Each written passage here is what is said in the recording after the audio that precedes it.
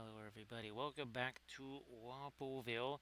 Look at this. This is that's super interesting right there. Big old rectangular thing of white with nothing. What that actually is oh, look at this.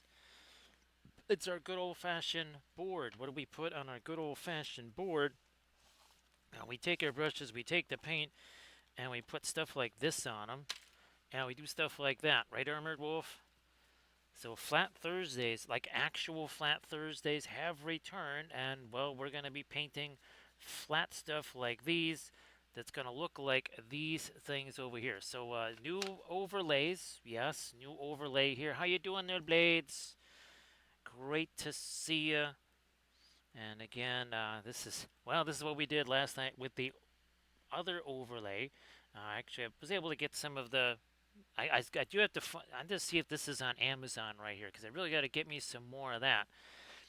So yeah, actually, Blades. I've got a new Wapelia Spellbrush figure, like I was telling you, and I think it looks way more like me. Also, Blades. I'll send you the sticker design because the new sticker design has this updated here, right, Mutu? Gotta have that. Oh, of course, gotta have the plaid cloth there as well. So we're not even going to bother drawing stuff here. We're just going to get right into doing stuff like this here. So that is what we're doing. You might recognize that as the backdrop. I don't know, maybe I throw a little bit of pencil line here and there. I don't actually have a pencil to do that with, so we're just going to have to go old-fashioned way here. So, but this is the scene we're looking to do. If I get a chance, we'll do the other one too, which would be this one down here. So great to see everybody. We are just going to start plopping down stuff here. We're going to, oops, I forgot to throw out some more of our thinner here. So let me see. Hopefully this one's open. It is not open. So let me see if I can find the other one and see if that one is open. Because I just realized I needs me some thinner. So don't mind that as I pour this in here. And then I move that back over there. Okay. Let's see what we can do with this now. That's better. Oh, I should get my reference up here. That would make things easier. There we are. I'm gonna start with this here sky blue. We got kind of a combo of some radiance and some not radiance. So it's a little bit of each. So Mutu, 20 stream streak for Mutu. Actually, had to move some of these.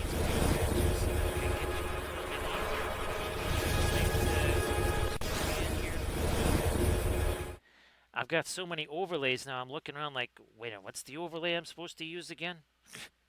Yeah, it's. I'm actually getting confused on overlays now, which is pretty hilarious. Nice to see you there, Sledge. Thank you so much for being here. And again, thanks to everybody for joining me for the special stream last night. So this was really fun, and I'm again looking forward to doing more gyroscopes, more of the Cyber Cathy scopes and such. But you're seeing the color scheme for them. That's basically the kind of stuff that you are going to see moving forward there. I'm gonna roll like this. Again, this is a little bit different than some of our other where we normally are drawing the thing first. We're just going to start rolling like this right here. And again, I'm going to try to make some stickers there, Blades. Because, you can never have too many stickers. Right? Is there such a thing, Blades, as too many stickers? I do think there's actually... it is supported by law, the fact that one cannot have too many stickers. Yeah, they decided to codify that actually because they didn't want anybody to feel like they just could not have could have too many stickers or something insane like that. I mean, what's up with that, right, Blades? Now this here, that's our radiant periwinkle that we're gonna start to chuckle it down here. Again, things must be messy before they can be neat. That goes for oils, the original watercolor. I ain't joking. I just wish in watercolors class they would have just gave me a bunch of oil paints and said, do this. I would have been way happier. It would have taken way less time. So there's Kathy's mom again, just like the stream last night. I don't know why. How the heck is she still awake? What in the world is going on here? She should have been asleep like 2 hours ago. And of course, the neighbor is. Why is she not understanding that?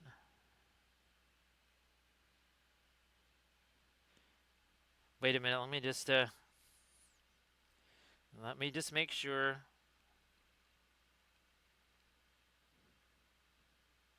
Wait a second. Of course, it's not typing the words that I want. That's better. All right, let's try some. Let's try this again. So this is the same stuff. All of the color charts are made on all of our previous painting. That is just hot press illustration board. I can get that on Dick Blick there. Move to it. I think it comes in a pack of 20-ish, something like that. Generally comes in a pack of about 20. I think you can get larger packs than that. I think that's what I've been getting is the packs of 20. Let me get some. There we are. This is very different than some of the previous approaches for our painting. One of the one of the also reasons why I did not do any drawing stuff is because when I do this kind of thing, especially hyper watercolory like this, it has a tendency to just kind of smear the pencil lines, and it just kind of turns everything gray. So yeah, I just had to make sure that the neighbor knew because of course Armored Wolf. Guess what the two dates for the block party are? June 27th and July 18th. Now, I could be wrong, but I think Hank wanted to do his things on the 17th or whatever. So it would be that weekend, I'm pretty sure. So I'm telling everybody like, please, if you want to see me at that block party, you better vote for the 27th. That would be of June. 27th of June. And I needed to get that message out there because somehow they interpreted my vote for the 27th as I don't want to be at the block party. I'm like, what in the world are you doing? What have we been talking about for like, I don't know, the last month?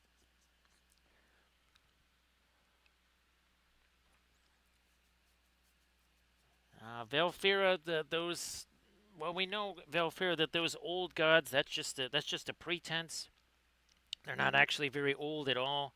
They're really just young whippersnappers that they're just pretending, right, Valfira? They're posers. That's what they are. They are mere posers. They're not actual elder gods. They pose as gods. That's all they can do. Now, this is going to go right along here. Our horizon line needs to be right about there. Something along these lines here. Let's start getting some vertical stuff here. Also some vertical stuff here. Bring that down a little more, maybe. So Velver is now part of the 150 club, which should also include the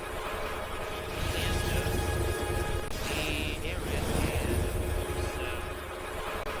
There we go. Oh, no, not Landra. Who's the other? Oh, it's Conrad's. Conrad's would be the other 115 club now. This here needs to go up right about, okay, so right about there maybe. Boom. I'm not going to bother taking pictures along the way. Not going to bother. So yeah, Velfira, I just wanted to say that, Velfira, because I know you're always trying to remind me. It's like, hello, you're supposed to take pictures. So I'm not gonna bother with the pictures here, Velfira. Nice to see you there, Camda. Part of it is I have no the camera is just no good, and I got to replace that camera because somehow the screen got broken. I don't know what the heck happened there. That's very unfortunate, and I don't believe there's any way to like replace that. I might ask GPT, but I'm pretty sure GPT is going to be like, it sounds like you're foozled right there. You are completely foozled.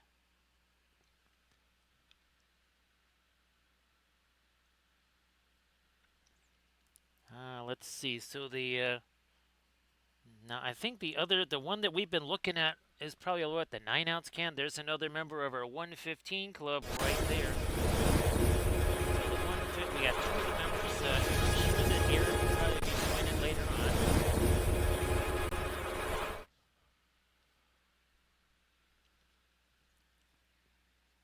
on. So I'll check it out there, Mutu.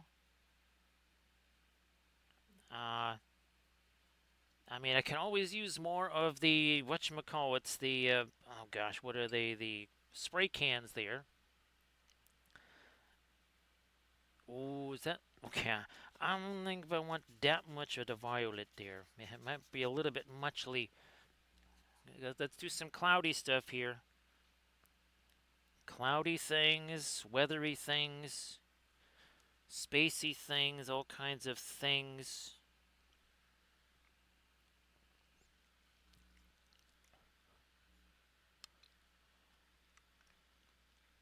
So I don't have the cam, but I think I've showed it a couple times on stream. What happened to the? I don't know what happened to it. All I know is that the screen is busted, and it pretty much makes it unusable. Ooh, I'm gonna grab me some of this here.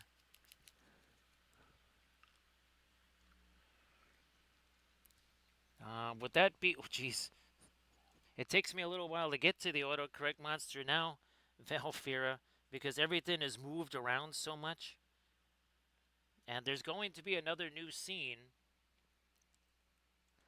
or there's going to be a new overlay potentially, maybe not tomorrow, but I think maybe for Saturday. It kind of depends on thing. It depends depends what I'm actually trying to paint. But this is very watercolory, yes.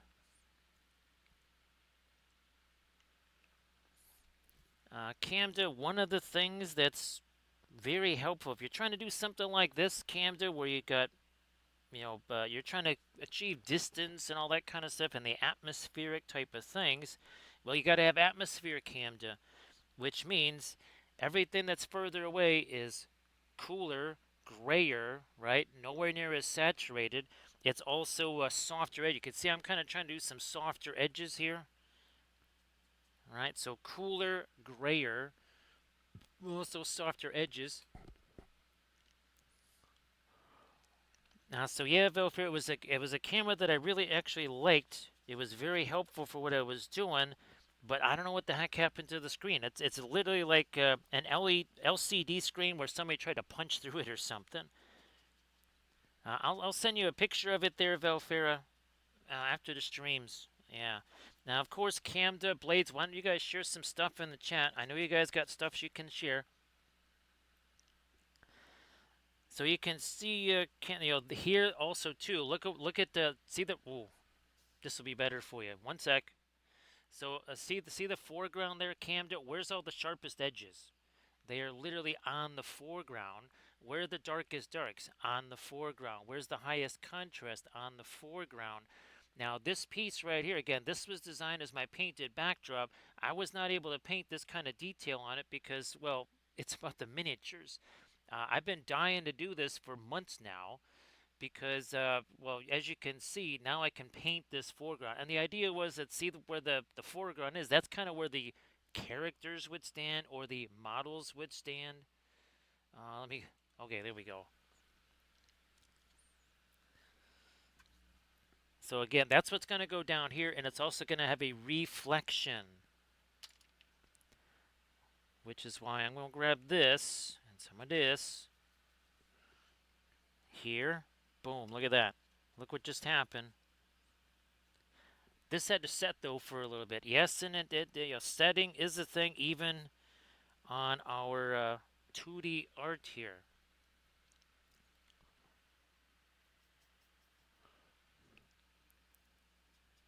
Because remember, we haven't added anything that's white yet. We're doing this very much in a watercolory fashion. Yes, watercolory fashion. We're going to also see, we're going to be scumbling here. Look at this, Camda. It's scumble time. Scumble Stiltskin. That's a favorite character of every children's story. There is Scumble Stiltskin. Now say that 10 times fast, Velfira. If you can, you win a prize. I don't know what the prize is, but you win something. Look at this. Look at that. See how we're able to soften that edge? Oils are the original watercolors, right, Velfira? They are the original watercolors for. Look at this. Huh? I wish I wish that I could show this to Rich because he was in my watercolor class and I mean this is classic watercolor stuff, is it not? Is this is it not watercolors? It is watercolors, but it's not. It's oils. Look at this. Also, too, we've been doing this for 15 minutes.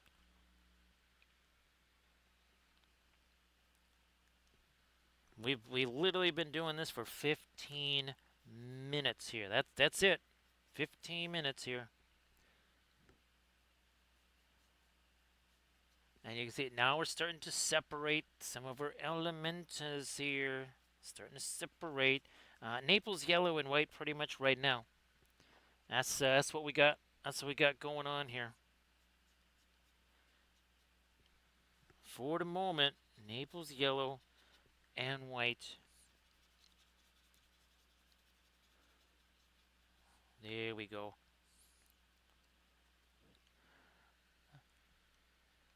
Nice to see you there, Lo. Oh, actually, Lo, you get the chance to really see a whole bunch of this. So glad you could join. Glad you could join kind of early here, Lo. Yeah, I hope that you like this. Lo, I don't. Geez, have you actually had a chance to see any? Oops, how'd that get so late? Any of these 2D landscapes, spacescapes kind of thing? I don't think so. I do not think so. We do have a couple of actual radiants out here, Camda. We got Radiant Blue and Radiant Turquoise. So those are the actual radiants. And yes, Blades, I did have more fromage. I did have more fromage today. Well, because, the neighbor keeps bringing pizza over, which means I'm going to have an ample supply of fromage.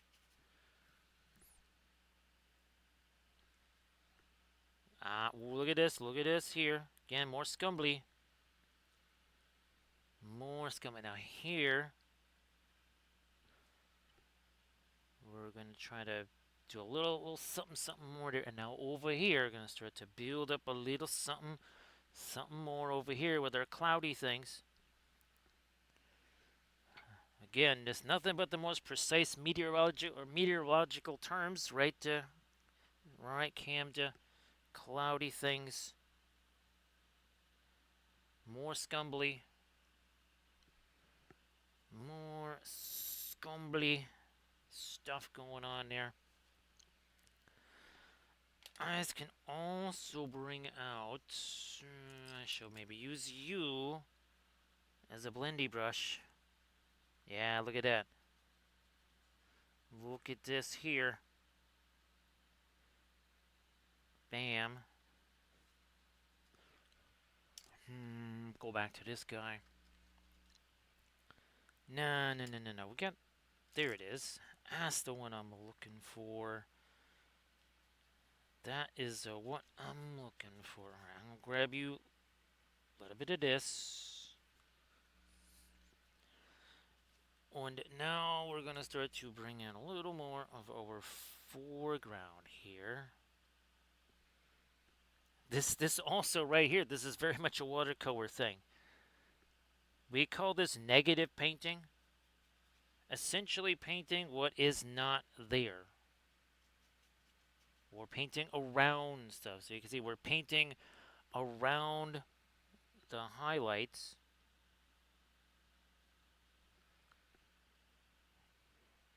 I'm gonna grab me some of that. Again, this also has a little bit more of the warmer colors in it.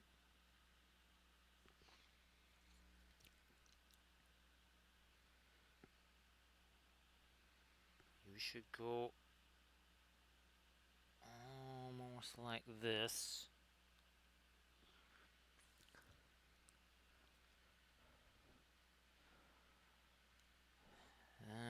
We'll go like this here. Yeah, this is classic watercolor stuff right here. Except no water marks. No water, no watermarks, none of that nasty stuff.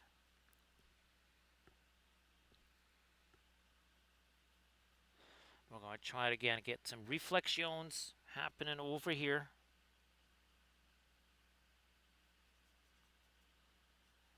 Like a so, and now scrumble you down here, scrumble you over here. Scrumble, scrumble, scrumble. More scrumble. Alright, again, that's 20 minutes. Of course, we did a highly detailed drawing before we started here. No, that's right, we didn't. We didn't do nothing. We just started slapping paint on here. That's all we did. Alright, again, we're just going to work in some of these parameters now. I'm going to get me a little bit more warm stuff here.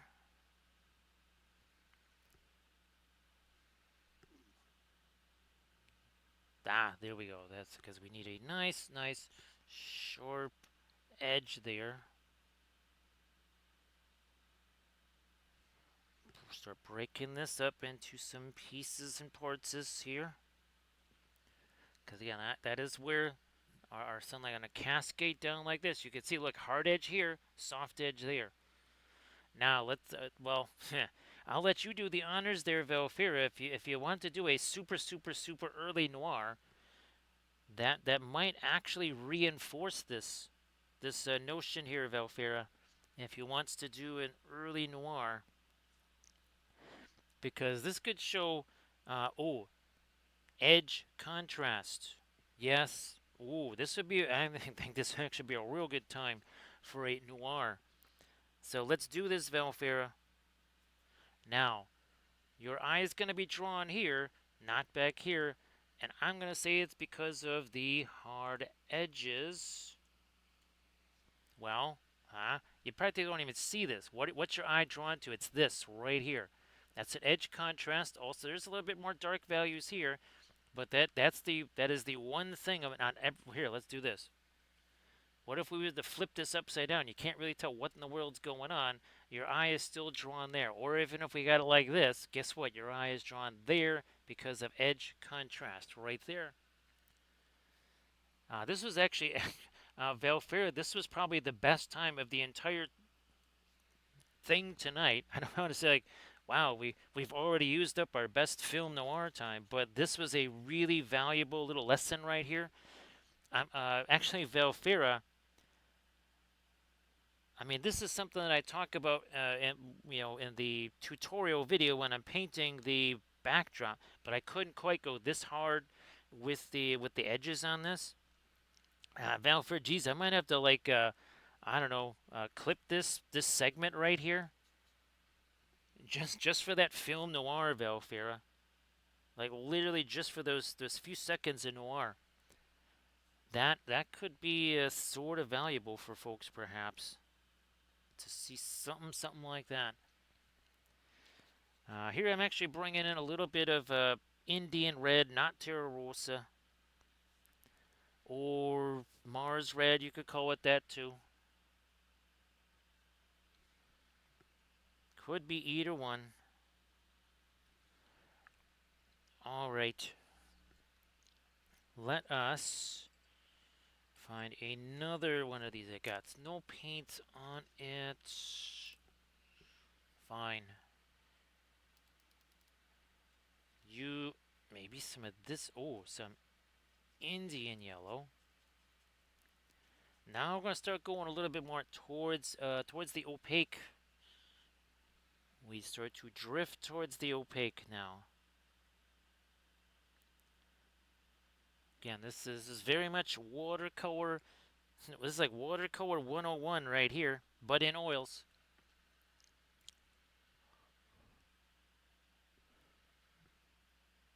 Yeah, it's too bad we don't have Bithron anymore, because remember Velfera? Bithron would make like sometimes 7 or 8 clips a stream with all of our puppet shows and such. Now look what we're doing here. See, we're starting to bring out these a bit more. I'm gonna have to bring out some more of me white. I'm gonna have to bring out some more of that, methinks. You know what? I'm gonna actually go a little bit towards the center here too. A little bit towards the center. Also, too, this is another thing, Camda, perspective, right? See how we're flattening out the clouds here? Then they get less flat over here. The closer they get here, the less flat they are. Same deal here. The further away they are in the background, more flat. As they get up here, less flat.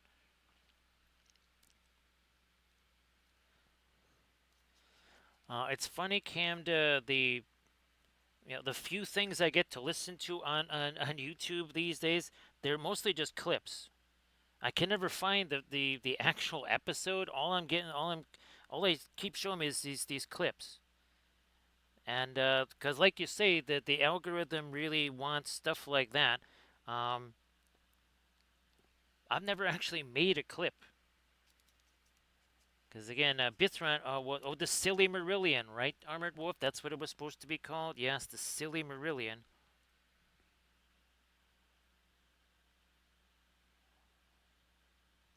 So now you can see here, trying to reflect this over here. Well, I'll see if I can do that. I'll see if I can do that, Cam. Whoops, my son is in the wrong place. There you go. That's where my son gotta be.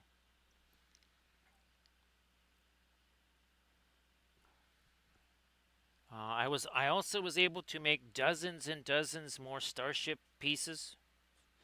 There are legitimately hundreds of starship pieces, and I've found much better ways to get variants on the starship pieces. I haven't had a chance to film that yet. I think well, after the stream tonight and then tomorrow I'll be able to film it because it takes a long time to save and name all of these pieces and parts. All right, more scumbly. Look at this. See how we got the brush on its side and we're doing this. Brush on its side, doing this. And see how that kind of creates a height to the clouds, whereas these clouds are flatter. What was I doing here? I was doing this. Here I'm doing this. Gonna do more of this over here. Now blades, hopefully the Jays were able to kind of follow up on the walk-off. Yes, because that was yesterday or last night, right, Blades, with the walk-off? And that was against the Rays' Don't Say Devil, wasn't it? I think it was. Well, the lighter stuffs here now.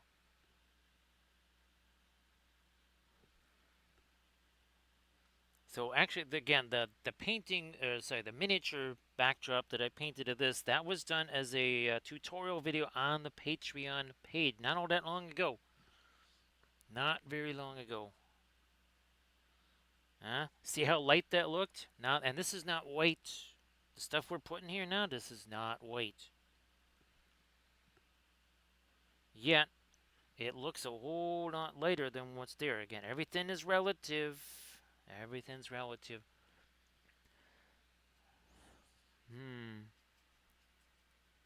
Me, oh, it's in this shelf.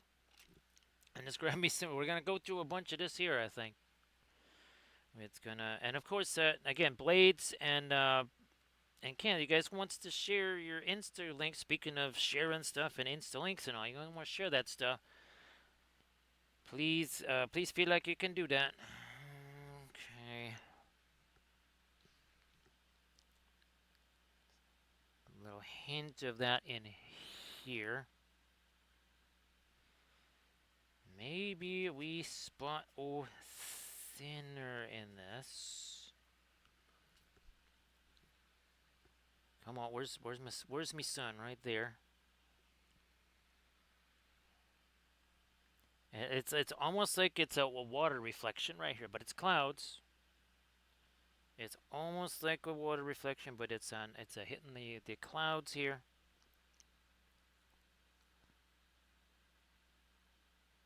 Almost like we're doing some nebulous stuff.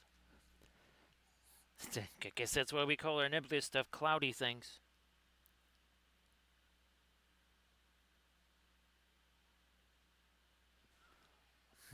I'm gonna try and drop in a little more. No, no, no. Okay, let's try this here. This is a little bit more yellow. A little mellow yellow here.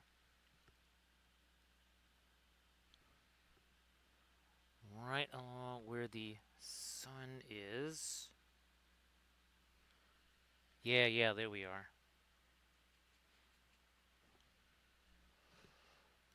I'm gonna maybe push that back this way a little bit more. So again, you can see how this gets the softer, softer, softer, softer edge over here. Scumbly a little bit there. A little bit of a yellow out now. I'm gonna go more. I was gonna go more yellow there. Ah, that's better. Also, you can see this is not turning some kind of funky brown or whatever. So, I mean, well, that's yellow and basically grayish purple that are being wet blended together. That's as 100% what's going on. Now, ooh, now we're gonna maybe introduce a bit of orange here.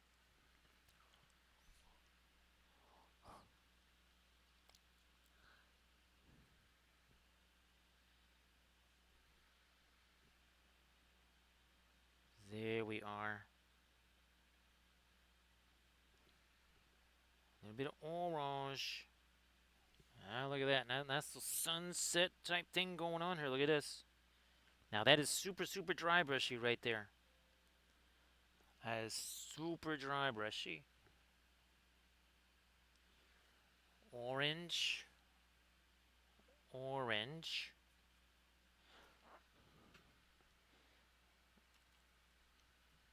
More orange.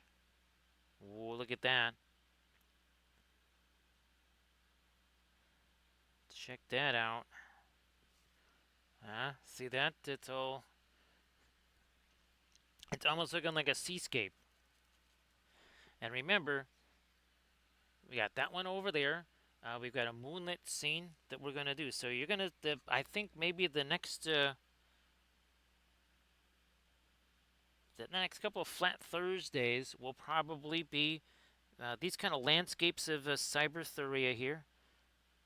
Then we'll start getting into the portraits. Because, again, unfortunately, the portrait, they're all oriented like this. I have to see if I can change those around somehow, some ways. Not sure how the heck I'm going to do that, but I think we need to change those around. I wonder, what if I was to do this? I'm not, well, actually, you know what? If I do this, then do the violet over the top of it, it might just, it's so crazy, it might just work.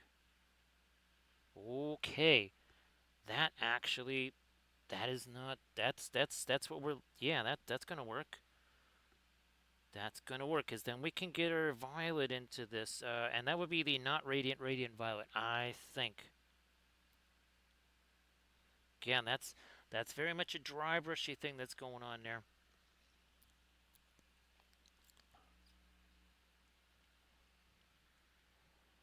Hmm. I want to and what's funny is on the palette, this looks very it looks very dingy on the palette. And then you get it on here, right, Camden, and it's got some juice to it. There's a little sauce on this thing happening here. I did grab, by the way, since this is a gardening and cuisine show, I did grab uh, some of the scallions from the, well, front garden, so to speak. it was never meant to be a garden. But we grabbed some of those. All right, let me try this here. Let's see what happens when we try this. I have no idea what's going to happen, but I think we have what it is that we're looking for here. Now, we'll wait to know until we makes contact with the board here. I think I'm gonna. Whoops. Yeah, I'm gonna throw a little more of that in there. Ooh, I think we've got it now. Now I think we got it. By George, I think we got it. Might also do a little bit of thinner. Yeah, we need a little more flow from this, cause we need to start doing this here. You can see clouds towards the top because of perspective. Clouds toward the top, more or, taller, fluffier, all that stuff. Now, as we get down to ground level, you can see those start to flatten out. They don't flatten out. That's not going to look like a. There's not going to be any distance to it at all. Gotta let these guys flatten out over here. Up here now. Nah, I think I can treat myself to some to some darker color in the cloud there. Again, look at this. 2 fingers on the brush. Look at just shoving it this way. Look at that.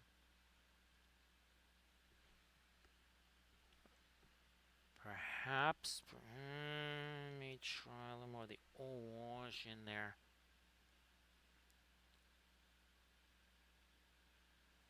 So again, little cloudy things up there.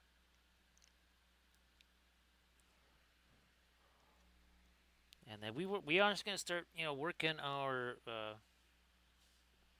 Cyber Camelot over there. We'll get to that. Don't worry. We shall get there.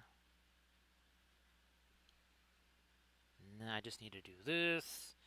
Some of this again. Some more of this scumbling stuff happening here.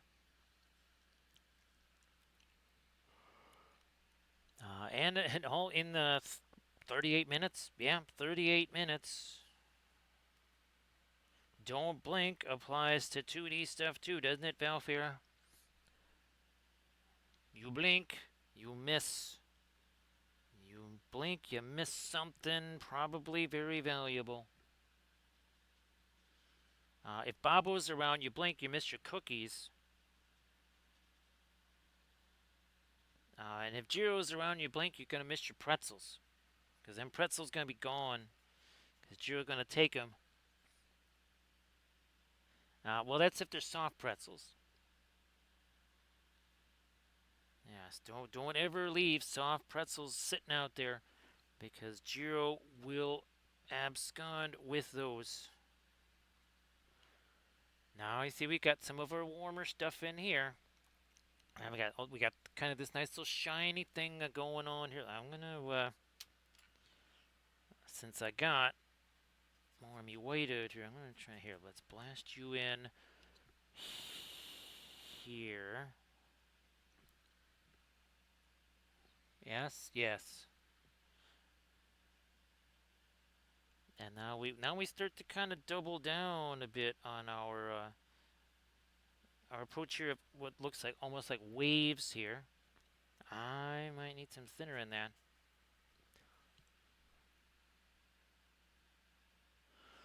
I get the idea is to establish the structure as soon as possible. By soon as possible, I mean immediately. Like right away, no fooling around. Get that, get it. You can see, but there was no drawing here, right? We just started with our lighter paints. It's funny, Belfort. Who knows? Maybe I should have been taking pictures of this. But until I get that new camera, I think we're just gonna have to wait for the new camera. Well, who knows how long we'll be waiting for that new camera? I'm not getting it this week or next week. or probably the week after that. We have to raise some shekels for that first. We shall get some more just laid in here. Damn. Again, see that we're even magnifying the, what would just say, the edges here. Oh, we're going to magnify them more because we're going to break up these bigger slabs into smaller slabs. Yeah. So there's going to be even more of a reflection here and even more of an edge contrast going on here too.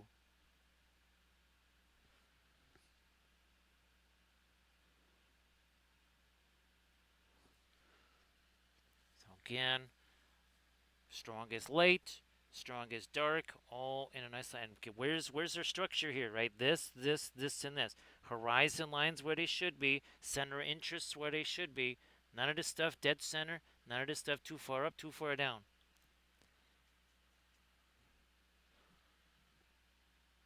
Bingo. Almost forgot about some fluffy stuff over here. So let's get more fluffy over there. A little fluffy down here. That's another highly scientific painting term, fluffy. Yep. It's like a master class in terminology, wouldn't you say, Valfira? So thanks for the heads up on that, Mutu. Well, speaking of shekels, I mean, what did you say that was like 10, 11 bucks or something there? Like 10.48, I think, Mutu. It could be a hideous failure. It could literally be absolutely useless. But I don't know. Maybe there's something to that. I really want to find out. Yeah, unfortunately, that's not something I can do now while the stream is going on. I do want to say thanks, and again, if anybody, some of the recent signups to the Patreon page, if you are watching, I want to say thank you very much. Because again, the more folks sign up for the Patreon page, the more I'll be able to, well, try to get new things like that. Again, it's supposed to be a different type of resin. It's not supposed to be an alkyd medium. It's supposed to be a resin. That's a big difference there. That's not the same thing as just a medium. Well, at least that's what I'm hoping. Now, over here, I think I better get more yellow in this. Let's try. I want to try to carve out a few more details here in our. Yeah, we need this for our Cyber Camelot here. Start to break in and create some towers and other such things.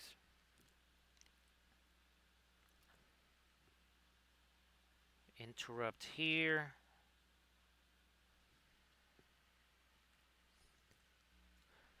Nice to see you there, Artemichael. So, Artemichael, why don't you do the usual? Do the usual, post the stuff.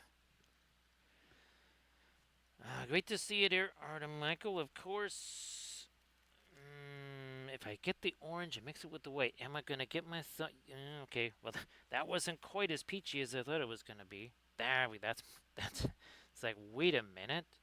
Hold on. That was supposed to be peachier than that. Now it is. More scrumbly stuff going on here. Everybody check out the Instagram link that Michael just posted there.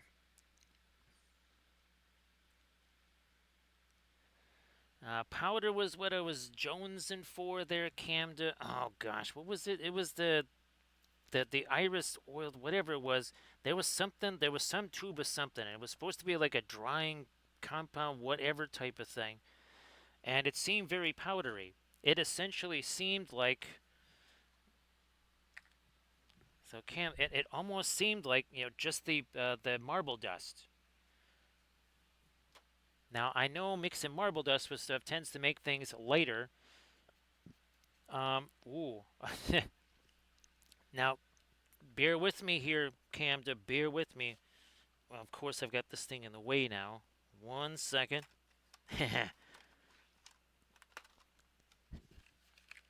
If we were to mix marble dust with this, would we have fast drying radiant cobalt teal bluish? Now that I could try because I got me like a pound and a half of marble dust. Actually, I might have to just try that. Actually, Cam, if you don't mind, just if you could shoot me a little reminder, just say, hey, you know what? Why don't you try the marble dust with some of the like not our existing radiants, not any of the alkyds, but some slow drying colors like Egyptian violet. We could literally make it radiant Egyptian violet because it's not expensive enough as it is. We also have to add marble dust to it because again we got to make it more expensive.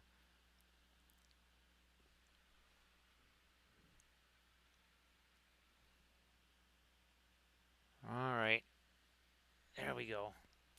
Now again, we'll work some more into this too. Not to worry, not to worry. Don't be afeard of that. I'm gonna give me some more orange, and that's a more intense orange too. Why? Intense colors up here, not so intense colors back there.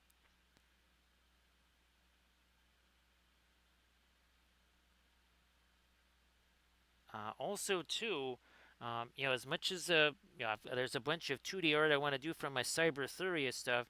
There's the Cyber Yomi stuff. There's a bunch of the Terraforce stuff uh, that I can do 2D paint, like actual 2D paintings of. So yeah, like 2D, what is you Flat Thursdays? I mean, they're actually like back because now I have a ton of different topics that I literally need to do a bunch of paintings on.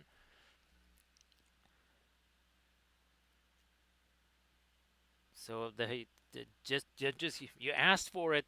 You asked for it. Get ready.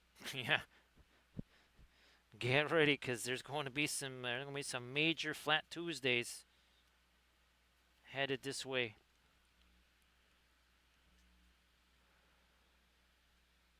Never played Elden Ring. Well, again, the last video game I played, what was that? It was Civilization, and that was 2013.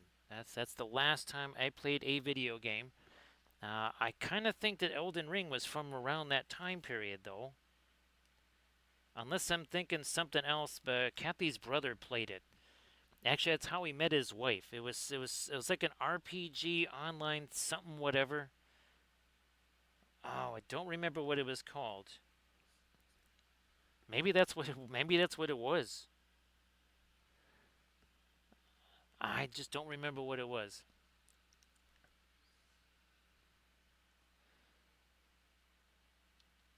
But yeah, they were playing that online game, and that is how they met.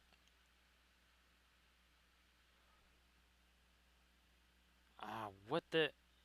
What was it? I can't remember what it was called. We're talking about like 1999, 2000, 2001 to 2000. Well, more like 2000 to 2003. And again, uh, video games, any video game post 2013, it's like, well, okay, I will just take everybody's word for it. I did add some more violet to that. Ooh, there we go. Yeah, look at this. So see that cloud starts to. These clouds here are starting to. Here, let me get a little bit of this darker stuff up in here. One more violet. Scumble that in. Scumble it in here. Scumble, scumble, scumble. No, it was not that. It was again, it was some kind of an RPG type of thing, and we're talking again about 20 to 2001, 2000 or something like that.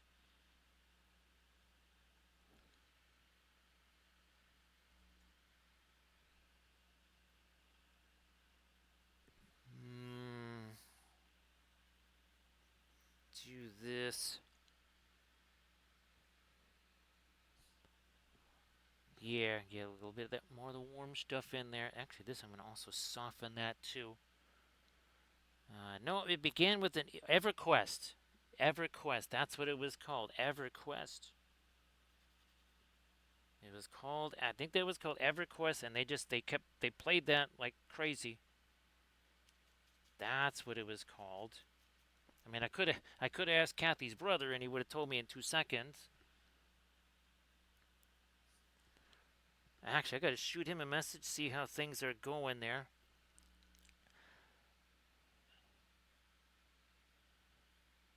So, Grad, I hope that you're doing well, of course. Well, it is now, yeah, it's now Friday. I was trying to be a few minutes earlier there, Valfira, but there was a whole bunch of messages that came in. So, Kathy's sister, again, Kathy's mom is sitting there sending me messages like 11:45 at night. I'm like, now I'm starting to wonder if there was something weird going on or whatever. Because she is normally sleepy by long before 11:40 something at night.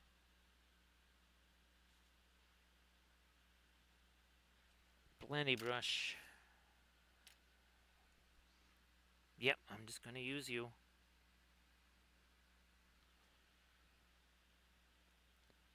So EverQuest, that's the thing that they did. They just played that and played that and played that hours on end. And of course, it was very expensive to do that. Because if you recall, that was a time of You've Got Mail. Yeah, a little bit different then. We are going to get ourselves some bit of landscape there. And then a little more here.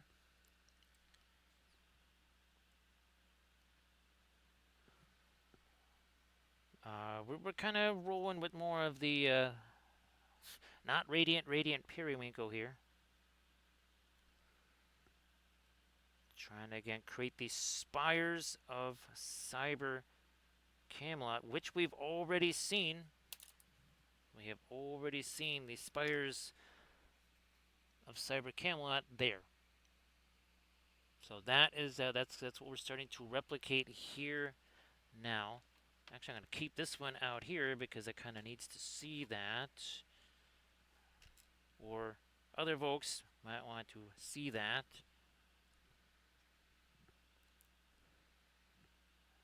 Pull this back here.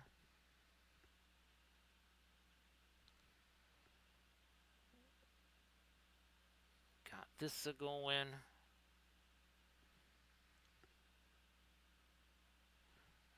Another spire there. There's a decent amount of thinner on the brush. Maybe, I don't know, 55-45 mix. Favor of the thinner.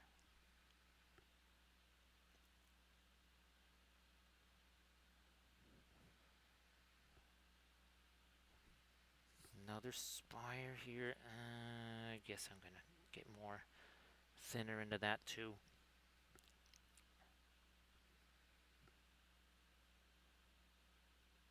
So we got you a little higher.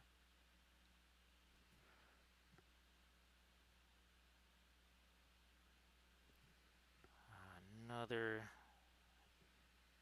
spire going to emerge here. No, not like that.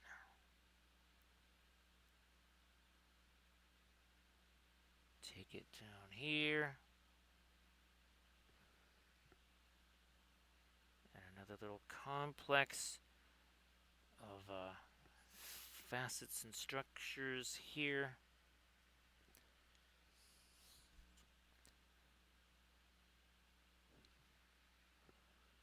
And again, we've got what we're painting is right over there. See the lower left-hand corner.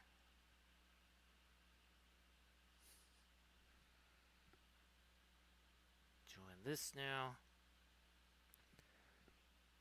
And again, I hope that folks have been liking the new overlays. It's going to take me a little while to get used to them as far as where things are and where to look and all that stuff. So just apologies in advance if I get a little confuzzled there. It's like, wait a minute, where did this thing go? Oh, that's right, it's not there anymore. Get all this out of here. I'm going to take some of you, some of you.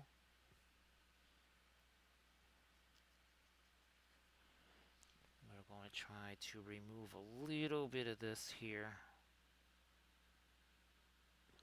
Ah, that's better.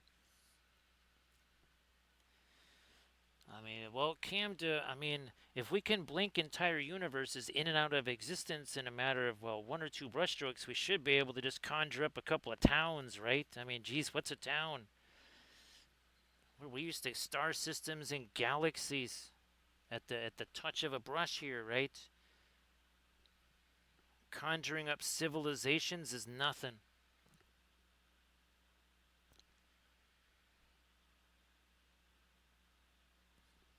It's like little building blocks, right? It's like nothing but building blocks for us here.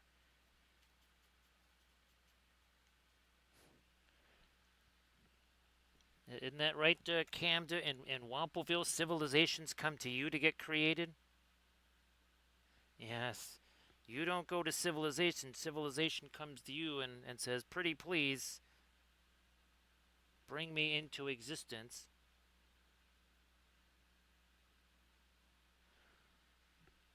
And if we deem the civilization worthy, then we bring it into existence. That's how it goes, right, Camden? Also, too, I'm going to move Lancelot over so that we, again, you can. Now, does this make a little bit more sense here, Camda?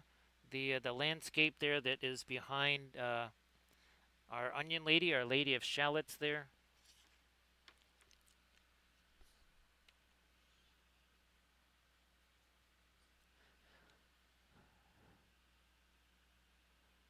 I mean, you don't get to be Galactic Overlord for no reason at all, right, Camda?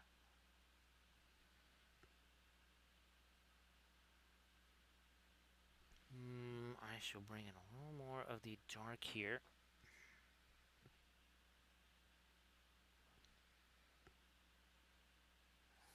I'm going to maybe go back up to the Periwinkle. To build up our spires up here a little more.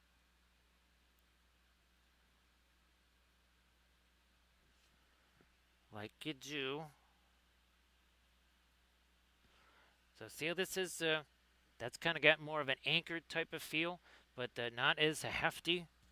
Because remember, there's more contrasty stuff going to happen down here. Actually, you know what? Let's stop up there. Let's give that stuff a chance to set a wee bit. Let's get back down here. We were talking about more cracks and and other stuff going on. So let's do that here. Let's do that, shall we?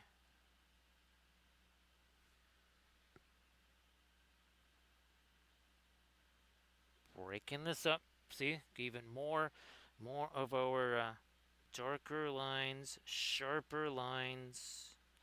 Breaks all this up. Starts to look more and more like something. More rockses and stones is there.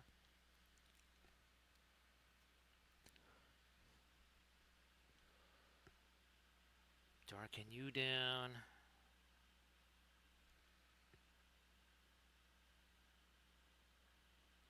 Connect there. Connect that. Now we're doing a similar thing over. We're going to break this up a little.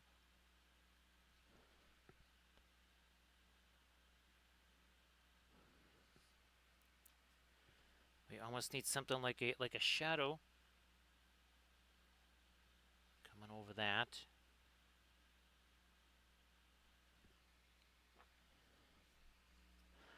Nice to see you there, Landrast. Hopefully you could have a little bit of fun there, Landrast today. Sorry I didn't really get a chance I didn't get a chance to send many messages to anybody. I think I might have gotten to sleep at 11 in the morning or something like that. It was not an early well it was almost an early afternoon. Yeah, so much for morning. I think it was somewhere in the neighborhood of around 11 because I was trying to get more of those Starship pieces, uh, basically doing the repair stuff on them. Now, of course, you know, if I if I could have, was it the 3D builder? If I could have that on just every machine, it would take about half the time because I could pretty much do that from anywhere. Unfortunately, there's literally only one machine that I have it on, and it is not ideal for doing that particular thing. But it's the one machine that's got it on there, so I really don't have a choice.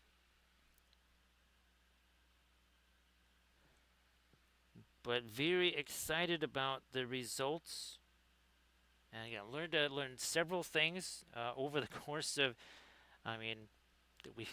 I'm gonna use some of the. I'm gonna harvest some of the old pieces as well for our new universe there.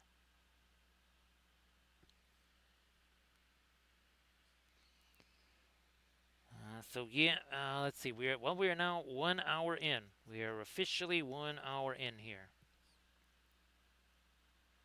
That is 1 hour of painting on our fabulous first of our fabulous Cyberthuria landscapes here. Now this is gonna have more of that periwinkle in it, and that's a light color. That's a light color. Look how dark that is.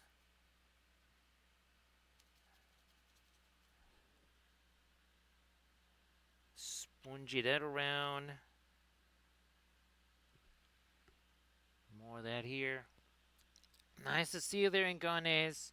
Everybody, please give Inganes a follow. And of course, you know the deal, Inganes. Please share the Instagram link. Everybody, please check out that link that Inganes will post in a moment here. So, again, you can see we got that little bit of the. That's it. I was not actually going to put any Terrarosa or Indian Red out here. Well, good thing I did.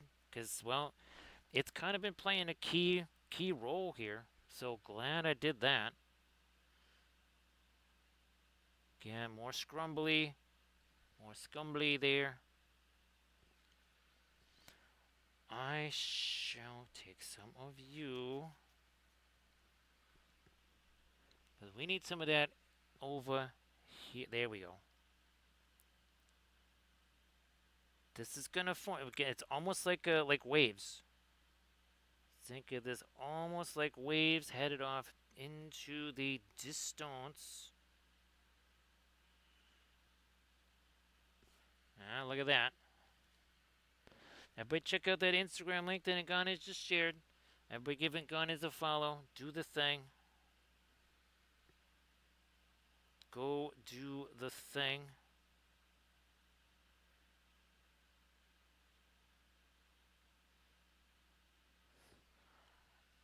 I think it's I mean, it's only appropriate, right, that our Cyberthuria stuff is our opening salvo in the return to truly flat Thursdays.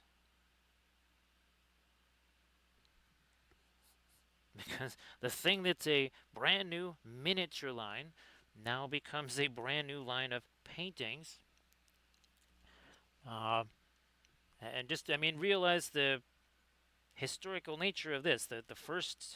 This is the first 2D art added to this universe here in like 30 years. So there is this. There's a little bit of. I guess you could say sentimentality, a little bit of. little bit of that tossed in here.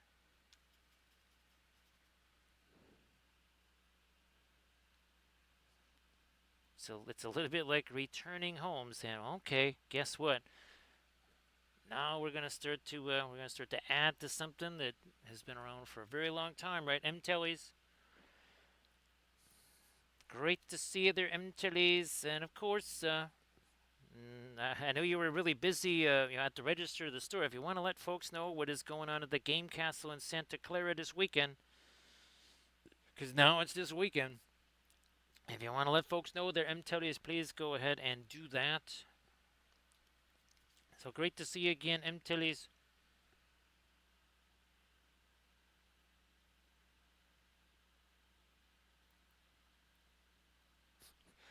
So M-Toys, am I gonna have to print you out like a giant deluxe version of the Cybertheria board game, and then have you playing it over at Landrast's house or something?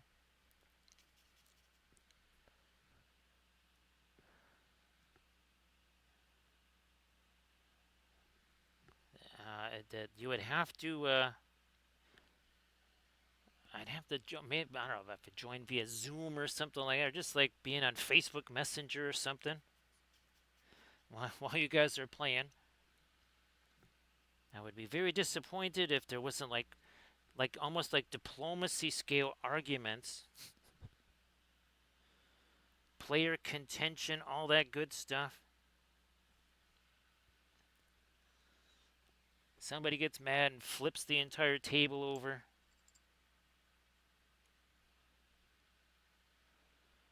All right, I'm going to try and get me a little more light stuff happening here. We shall grab some of this here yellow. Got the Naples yellow too, and now some of our white.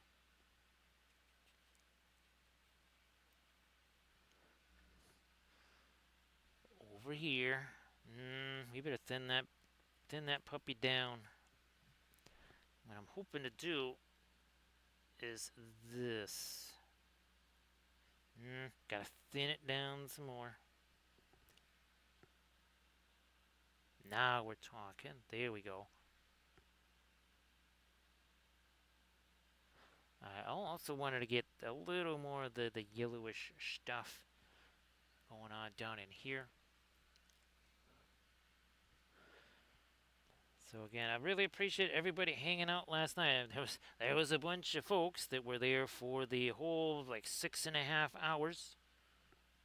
That's very much appreciated. And again, for folks that haven't not had a chance to see, there it is. There's the brand new Cyber Geo Cyber Cathy, complete with Cyber Plaid and Cyber Magenta.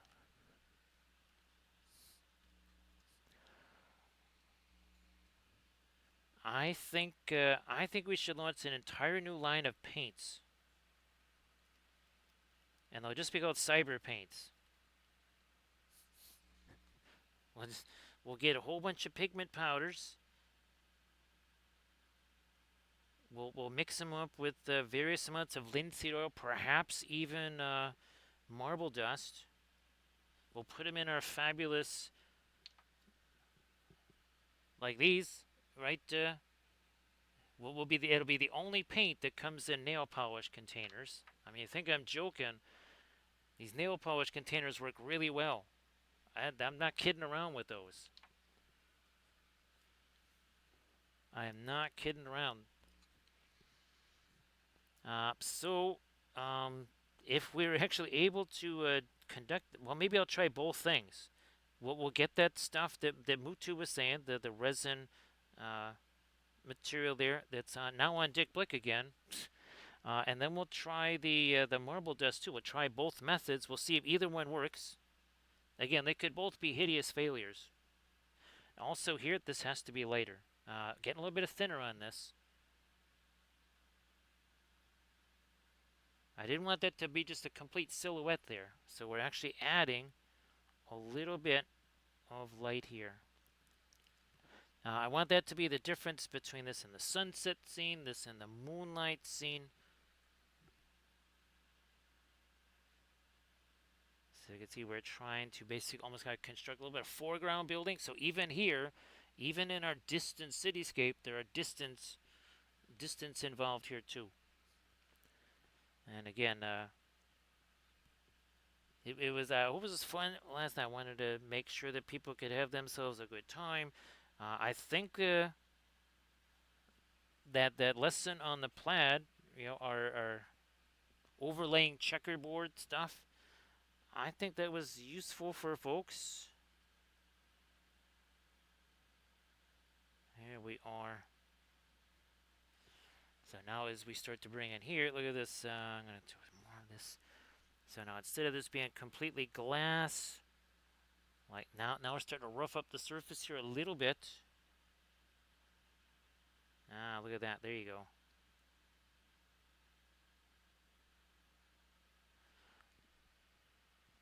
You know what? Let's do more of the violet back here.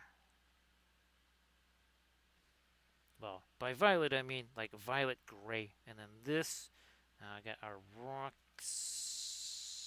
over here. I'll just use this to do something like that.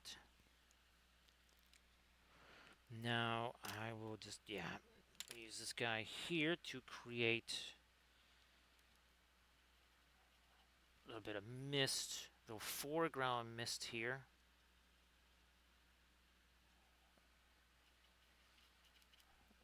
Also here, scumble that up right good. There we are.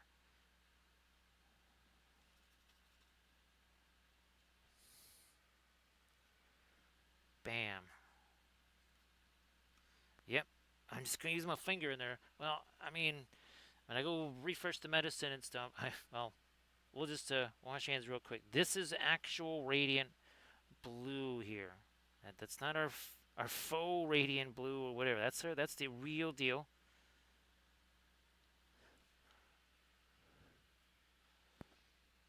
So Landris, I don't know. You might have. I don't know if you were here yet.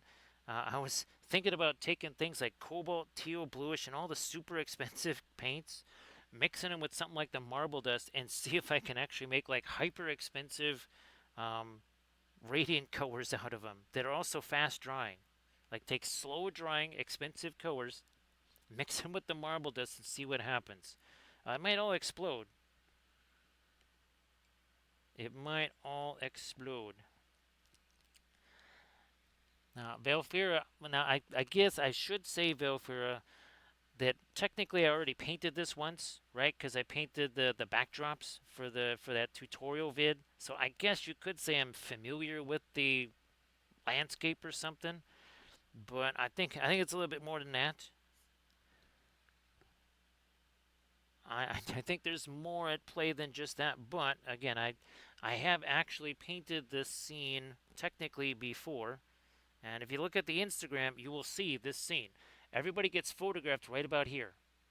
You notice why there's just the sun behind them, and you can kind of see the little bit of these buildings, and you see actually the whatchamacallit, the mirrored rotating thing literally stops right about here. So that's why you see the clouds in this. So what you're seeing is basically from here up, and you're seeing about to there, and then about to there. So this little square right here, that's what you're seeing in all the Instagram photos. So if you go check out the Instagrams now, you'll definitely see this. You'll recognize it. And I also again I already painted this version as a backdrop. We're gonna paint that probably next Thursday, maybe that and the moonlight one. I think here I'm just gonna try and paint this one. Let's keep things somewhat simpler here for our very first actual flat Thursday back. Let's not get a little too bonkers here just yet. And again, we're only an hour 14 minutes in here. Just getting underway. Pushing against some of this yellow. Further that way, further that way. We got edges we're going to soften up here. I had to wait though. Think of this like a bit of a loaded blending brush. See, we're scrumbling. Which what is that doing? That's actually reactivating the paint there. Like this here. Look at this. See what we did there? Also, I got two fingers. Two fingers on that brush. That's it. That is a super, super, super, super light dry brush. And all we've been using so far, here you go. Just some crafty brushes. That's it. That's all we've been using the whole time here.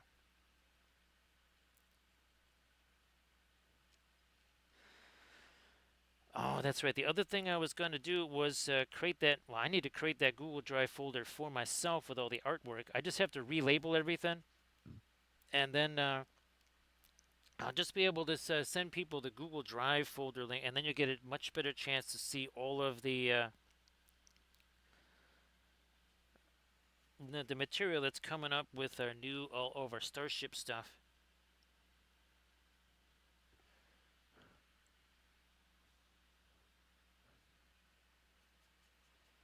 That's doing this.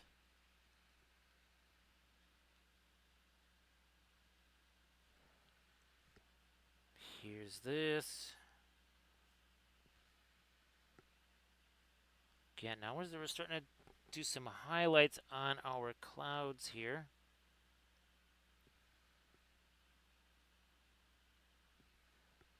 Doing the same thing. Again, see that this is like a loaded planet. Look at that. I'm just literally taking that and just shooting the brush this way. I'm not quite sure what that. I'm not quite sure what that means, Velfair. Unfortunately, that will need to be elaborated on because I really don't understand what that means. My apologies.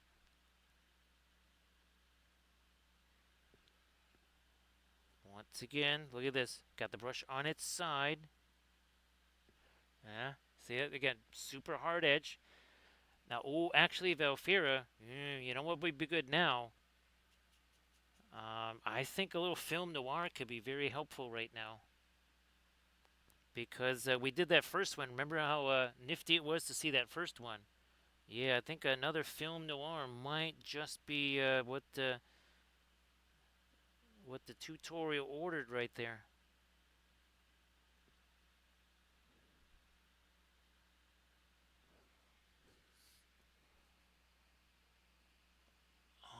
Alrighty.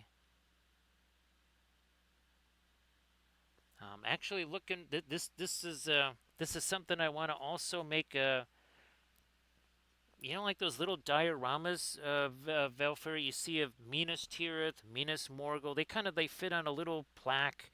They're maybe about the size of our typical large scale fig like this, right? So the entire cityscape would just fit on, like this is 120 mil. So the whole thing would fit on there. It'd be like a micro miniature landscape. All right, now when we first did this, we didn't have all this color, right, Velfur? All we had was edges. But I'm thinking now should be interesting. We're killing all the color. Edges still reign supreme. Your eye again here. Let's have this go in different directions. No matter which way it's going, where is your eye looking? It's looking up here. There's no bright oranges down here. There's no blues or anything like that contrast. This is your primary form of contrast right here. Edges, sharp edges, darkest dark. That is now. But when we bring this back though, whoops, that a little too much. There you go. Oh, that's a pretty bright orange. That just kind of went away. I mean, yeah, it was slightly darker value, but that's nothing like this as far, again as far as the actual contrast there.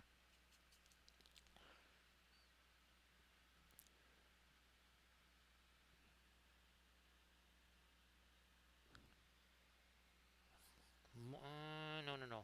Let me get some more of my blue here. We've been doing heavy on the others here. Let me get some blue.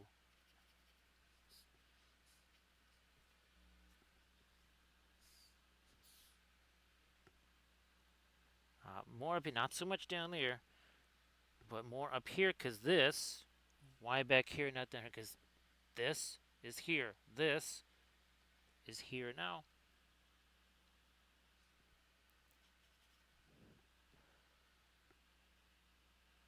let's do this.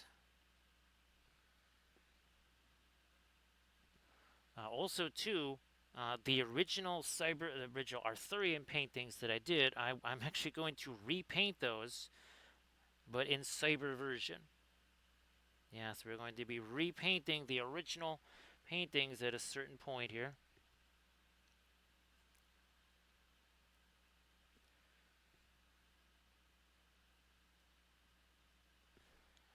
Alright, so again, with some of our blue here, and now we're going to try to reflect our buildings. I'm just going to get the lighter stuff out of here.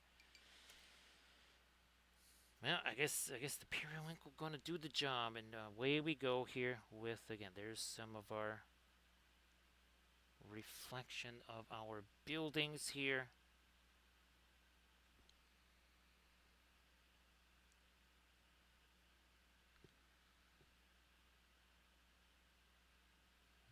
Nope, I got to push that over this way a little more.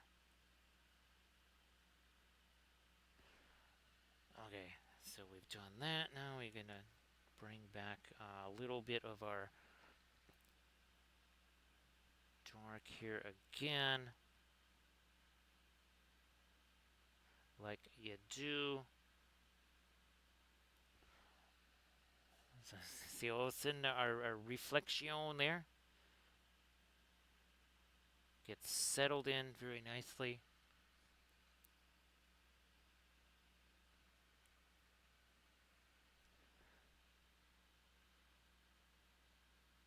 There we are.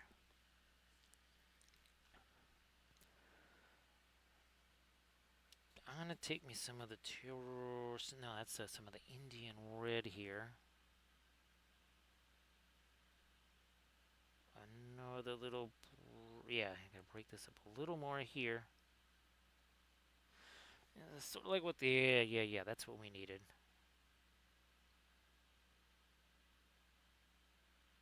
That might be a little more than what I wanted. No, we'll roll with that. We're gonna roll with that.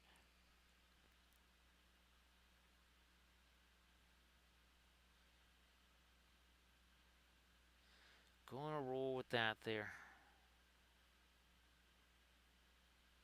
Breaking it up here some more. And let's get maybe back here. And let's maybe get to, we can start using some of our smaller brushes here too. Yeah, I might actually break out. I think we got it sitting over here. Where's our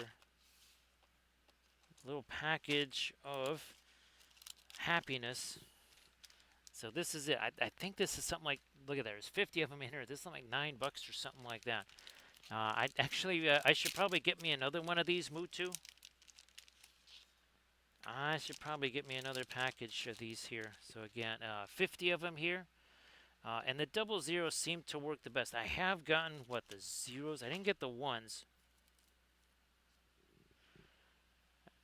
Oh, no. Okay, so I got the ones. I didn't get the zeros. Maybe I should try to get the zeros. Stuck my finger in something.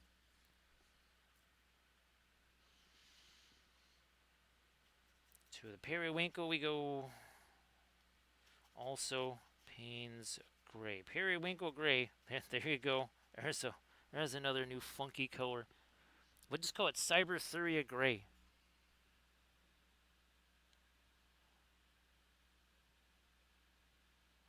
I'm telling you, Mutu, if that works, if either or both of those substances work, I am so tempted to fool around. Which is like, oh, looky here, we have Cyber paints formulated in cyberspace. They're Grail paints. Hey there, Conrads. Conrads, you should be part of. Are you part of the 115 club now, Conrads? Uh, and of course, let me show you the Kathy. There you go. There is the Kathy Giro that we did on the special stream last night. There you go. Oh, and also, by the way, you'll because we're gonna photograph it on this backdrop right here. So 113 for Conrads. Well, we're still gonna do this anyway there, comrades, because where'd it go? Oh, I moved that up. That's right. There you go. It's an early night train. Conrads. Well, Mutu, hopefully you left one size for me. Hopefully there's still one for me there. So again, we are using a pennies on the dollar brush here. And of course, Conrads, as always, I appreciate you being here. Thank you so much. I'm going to try to work in a few more spires, buildings, whatever's here.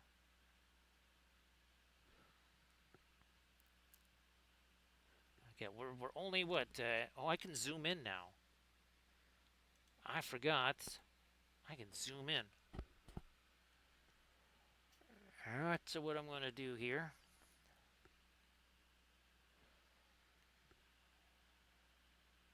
Another, there we go. Like almost like a little entrance way there.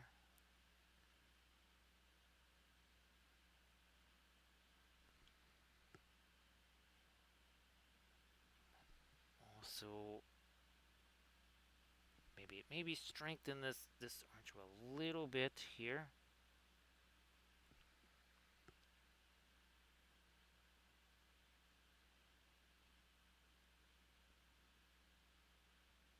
And then also hint at some other archways. Now let me get some of this, some more of the violet, and it's all lighter.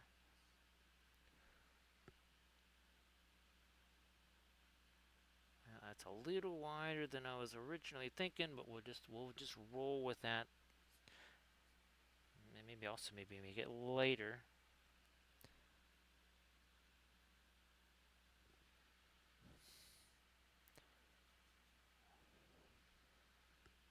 Another, there we go, a little spire there.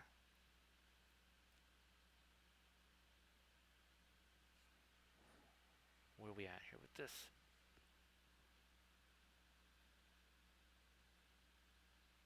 More spires down here. I might here. Let me sneak in maybe a couple.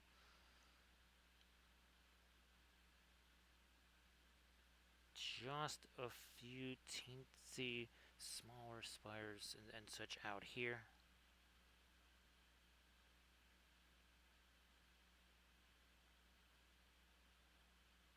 Like this.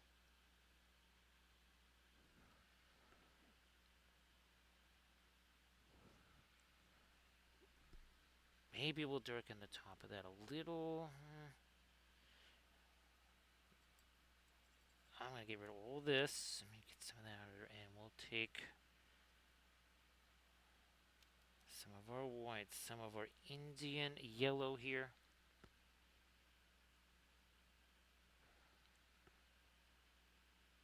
And we're going to try to go extra light right in there.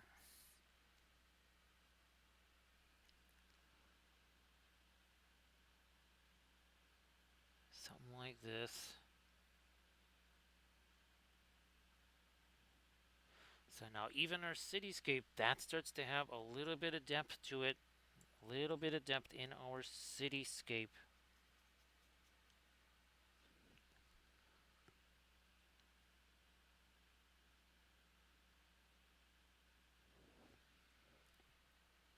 Let me do this right here.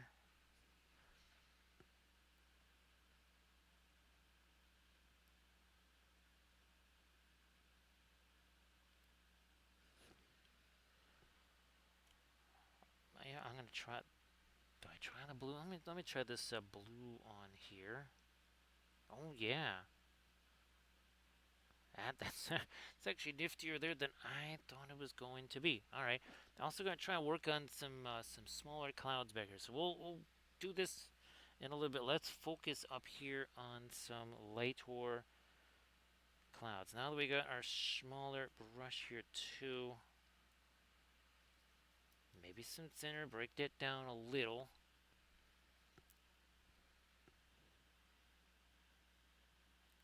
we need it. It's almost like we're doing one of our little star things here, except we get to do even more of these.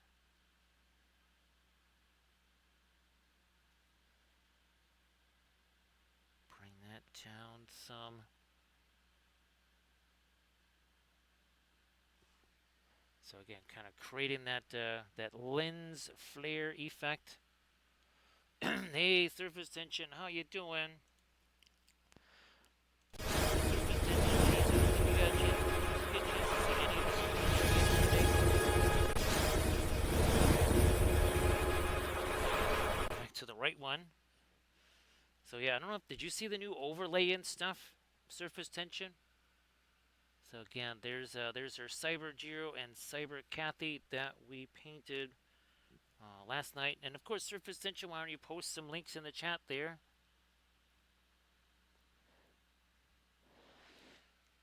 Well, Mutu, there's a really good way for me to do it. My palette over here, so you see it in the upper left-hand corner. My palette. So imagine this is like where the painting ends here. No, my palette is way over here. There's the camera actually. So what you this over here, well, the white here. Maybe let's zoom out a little more, because again, all this stuff is a little bit different right here. I'm gonna maybe see if I can't do a little adjustment here. Where's my? There it is. We're gonna try to shrink that. Oh, that's locked. See, I learned my lesson. Now I can move it because it's unlocked. Let's just go with that and push you in this way a little more. So over here, what you're seeing is the lower left-hand corner. That is the upper left-hand corner for me.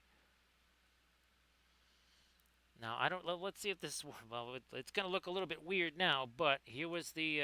So there's the overlay for yesterday, or for the others for our stream last night there, and of course there's some fun artwork. We're going to be making stickers of that too. And what we are painting is this. So there is Cyber Camelot right there. And we're going to be painting multiple versions of this. I've got at least 2 more versions of it to paint. We will hit those again, at least one of them next Thursday.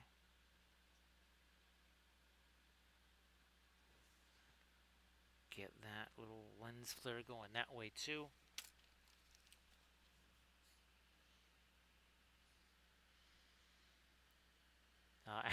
Actually, surface tension, I didn't notice that. I think he might have disappeared in the other one, but yeah, I didn't even see him up there. Surface tension. I'm like, wait a minute, he's up there, and sure enough, he's still up there. It's very hard to get rid of a spell brush, right? All right, surface tension. Now, Mutu, the palette used to be right over here. It used to be sitting right over there. But guess what? I stuck my hand in it many times. I would stick my hand in there also. Well, I do this, people can't see the palette. So that's why it ended up off to the side.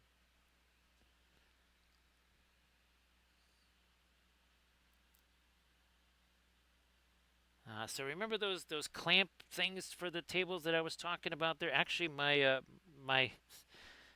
I need some of this here anyways. But the cup that the thing that holds this is actually clamped to the table. So there's actually shelves, Mutu, and I actually have gotten these for other tables. I was gonna get one of those for the one of my other painting areas, so that I could actually have a palette cam there. So don't buy a whole nother table there, Mutu. Just get one of those. Basically, it's a shelf that you can clamp onto your table. Just get that. That costs a little bit less, and it's a little bit. You don't need an Allen wrench to do that either, right, Mutu? Yeah, you don't have to go to an IKEA and be swearing at whoever it was that invented Allen wrenches.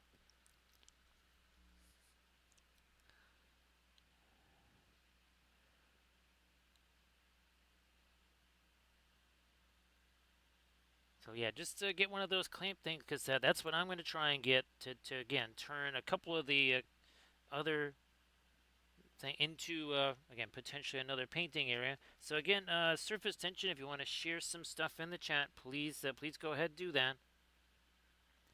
I'm gonna try and now I'm gonna try and really boost the highlights on our forward clouds here.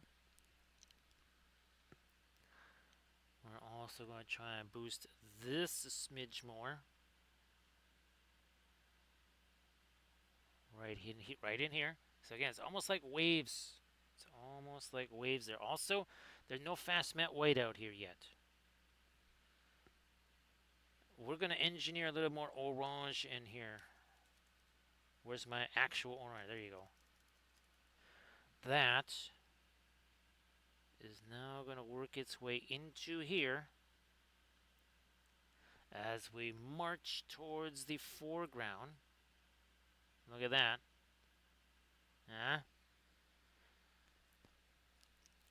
So everybody check out that link that Surface Tension just posted. Fabulous oil painted stuff. So Surface Tension. Actually, I have a brand new Wapellia Spellbrush sculpt. You will see that featured in another Blender tutorial on the Patreon page. Hey there, Roland. How you doing?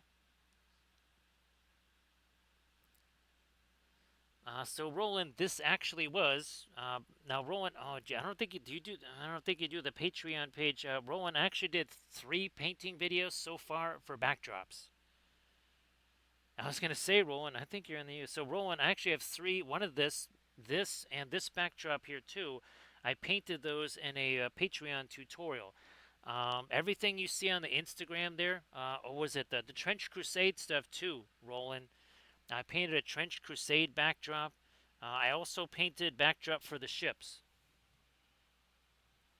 So yeah, I actually painted a backdrop for these ships right here. Oh, and also our Battlestar Galactica ship. So yeah, I've painted something like 6 backdrops already, Roland. So great to see you there. Everybody check out that Instagram link that Pascal just shared. We're going to zoom out here, like so. So Pascal, well, first of all, here, let me show you. That's how Kathy and Jiro concluded right there. So there's Kathy and Jiro. And of course, we've been using this as another little contrast lesson here, Pascal. Uh, uh, now either Camda or Valfair, if you guys want to do the honors on a little bit of a film noir there, let me just see if I can find the brush that I did just have in my hand, which is no longer in my hands anymore. Is it this guy? That might just work. But there was a brush in my hands that's no longer there. Not sure where he went off to.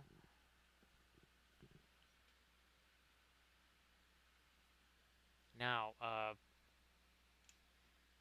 all of these, we added more yellow here, right? So we have blue, we have orange, we have a color contrast there. But look at edge contrast. This is like the finest example of edge contrast, right? That all just kind of fades. Look, we have a little bit of edge contrast there. We have super edge contrast going on here. And again, it doesn't matter which way we hold this thing. No matter which way we hold this, your eye is drawn to this because that's the sharpest edges. Everywhere else, we got little like sharp-ish edges over here. Everything else is smushy. We got no color there, right? There, you can barely see anything going on over here. This becomes what you're interested in here. Now we will undo that. And all of a sudden now your eye starts to get drawn away to other places.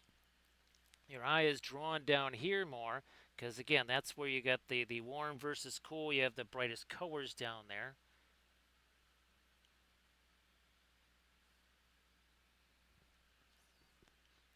And again,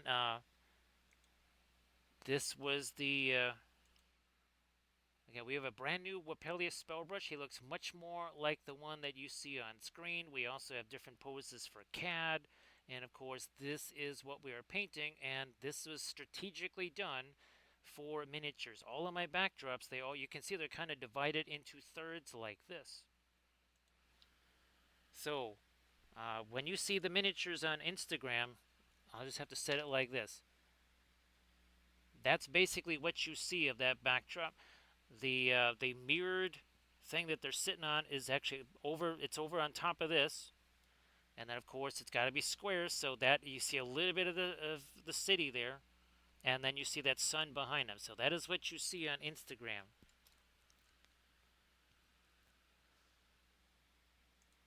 I'm gonna zoom back in because again we're doing some of our stuff back here now. Again, I wish I knew where that brush went. Oh, here it is. Found it. Here it is. And again, everybody, please check out what Surface Tension posted. Please check out what Pascal posted. I'm gonna grab that orange. Ah, a little more thinner. We're almost there.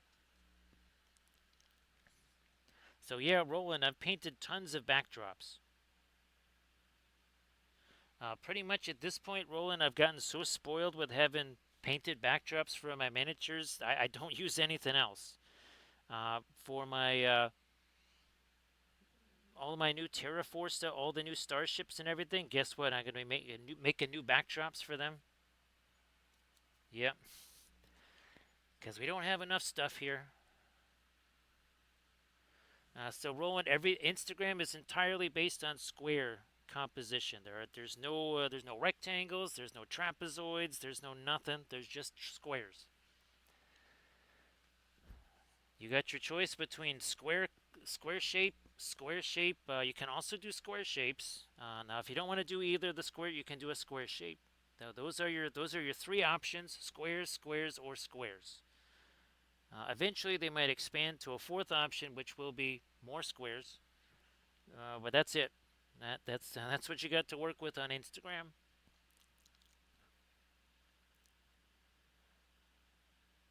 So rolling again, just a bit of advice there. If you're painting backdrops for things, now there's a reason why there was nowhere near this much detail in that picture, because otherwise you'd be looking at this and not the miniature. This had to be very defocused. Also, I did them on canvas. Also, to surface tension, you have to think about what happens on Facebook. So yeah, if you mess with that, that also means that Facebook is going to go wonky too, which is also a no bueno, right? Or anti bueno, as we like to say here. So again, you would have to have way less sharpness in your background, and even this right here. So the whole idea of this is this is where the miniature goes. Then this is again, because a lot of the most detail of your miniature goes happen here. So that's why it's nothing but the clouds there.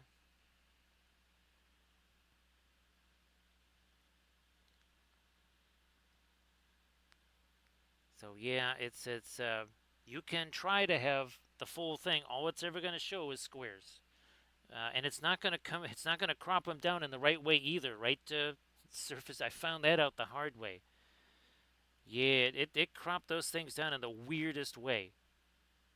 It's like if you put this up on Instagram, there'll be your square, right? It'll be like that. Instead of being in the center here, or it'll be down here. It'll be like this little part over here or something.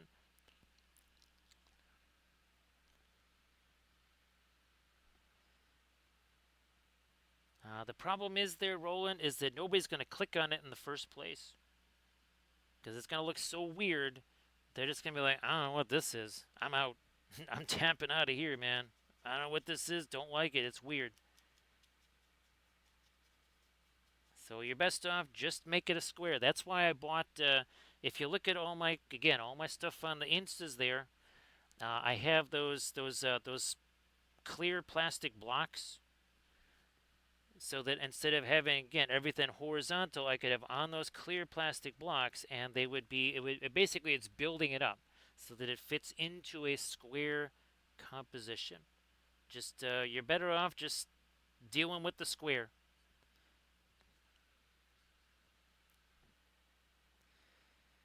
And again, nobody's going to look at it because it's going to be cropped in a weird place and they won't have any idea what they're looking at. So you might as well just kind of, well, kind of give in and say, all right, fine, We'll do the square stuff. That's what you want.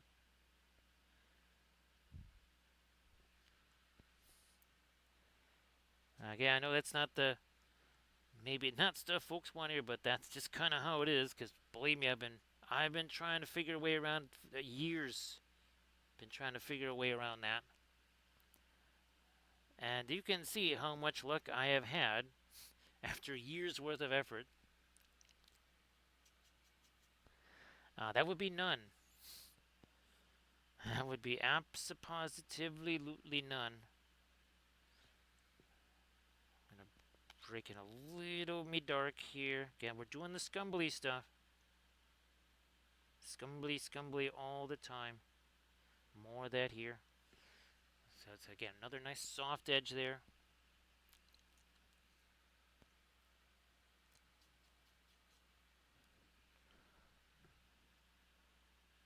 Again, now Pascal, you weren't going to be streaming later this morning, were you?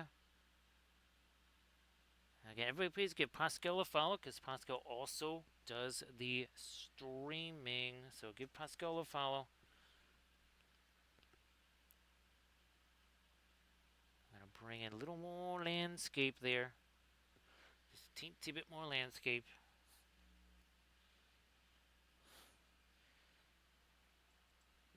Also, maybe a little bit more of this. Now I got me smaller brush here. I'm going to try and break up this even a little bit more. Like you do. Because remember, initially there was just like one little liner. You can see we started to break this up more and more and more here.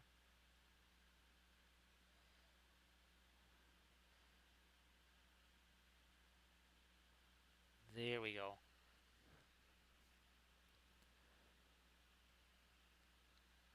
Nice to see you there, Doji. So Doji, I've been joking that well, Mutu says that that Alkyd resin stuff is back on. Apparently, it's on. It's actually being sold again. It's back in stock because it is actually well, it's May 15th after all.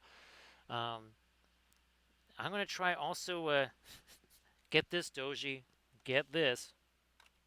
I am going to add that, and I'm going to add marble dust to this. I'm going to see if we can make fast drying radiant cobalt teal bluish, Doji. Will it work? Probably not. But if it does, it changes everything, right, Doji? Because now we have fast drying radiant cobalt teal bluish. And you want that in your life, right, Doji? You definitely want that in your life. Doji, why don't you share some stuffs in the chat there too? Doji also does the oil paint stuff. I did not have a chance to get back out into the garden to do more tilling of the soil.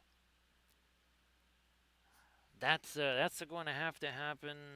Well, Friday. Yeah, that was not a today sort of thing. Especially since I got to sleep at like 11 in the morning. There was not going to be a lot of garden tilling today.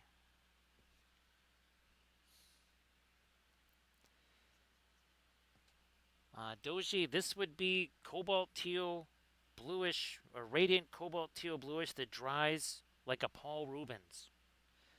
It would be that level. It would actually be hopefully drying on your palette, Doji. I mean that's what we're talking about, that level of elevation of drying time there, or reduction, I guess I should say. I do words, right, Camden?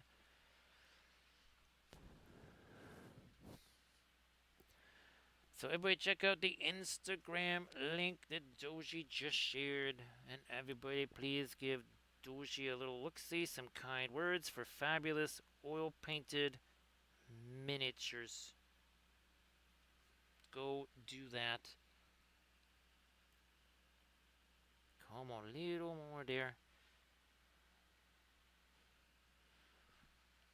Let me hit this a bit more. And then we're going to get our really teensy little brushes. We're not even 2 hours in here.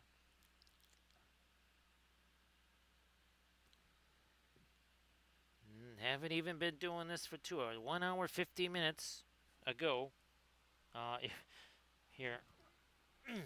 Nope, that's not it.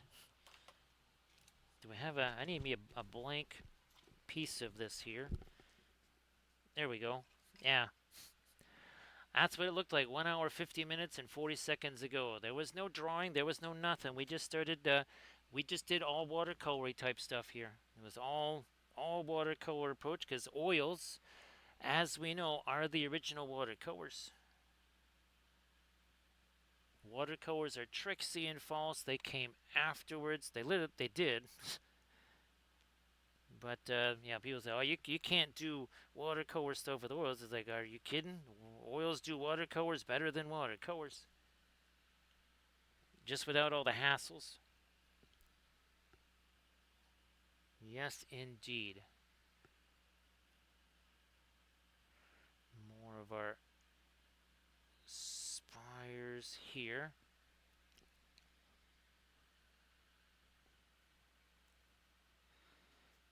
It's enhanced watercolors, right? Surface tension, very super enhanced watercolors. I'm gonna get me a little. Nah, that's too much violet. I'll go with a little bit of the. Said, make sure as I stuck my finger right in the lightest portion of the foreground here. I'm like, you know what? Maybe I should do a little look-see there. Make sure we're not bringing something along from somewhere else. Okay, so back maybe a little bit more violet there. Okay, there we are. So again, now we're gonna get some of that over here. Also over here. So what we're doing here is kind of like what we were doing here overall. So think of what's going on. This little microcosm here is what we're doing overall like this.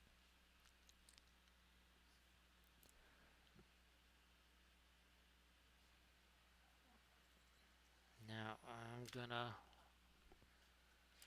get you, and let's start thinking about some lights on our buildings too. We gotta see where those are gonna maybe go. Let's do some of that. Breaking that down some more.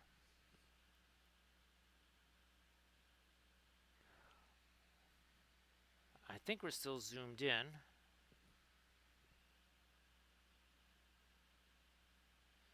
Again, haven't worked downtown in Chicago for, well, 9 years. Got very used to seeing tall buildings in different daylight and with the lights on and such. So still thinking that Camda, again, is the Gaius Baltar of this story, because Camda has been totally autocorrect monster free. Everybody else is getting hit extra hard there by the autocorrect monster, so I'm thinking there's got to be something going on there. It's very suspicious, right, Doji? It's extremely suspicious that somehow Camda just is never affected by the autocorrect monster anymore. Yet other folks are getting attacked very often.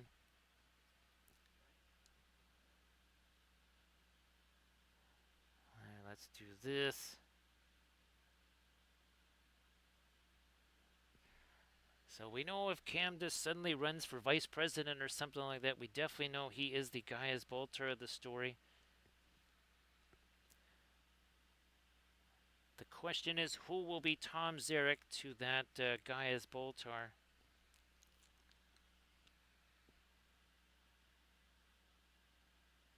Let me bring that in here. Start to shift a little bit more of our light out this way. We haven't done a whole bunch out here.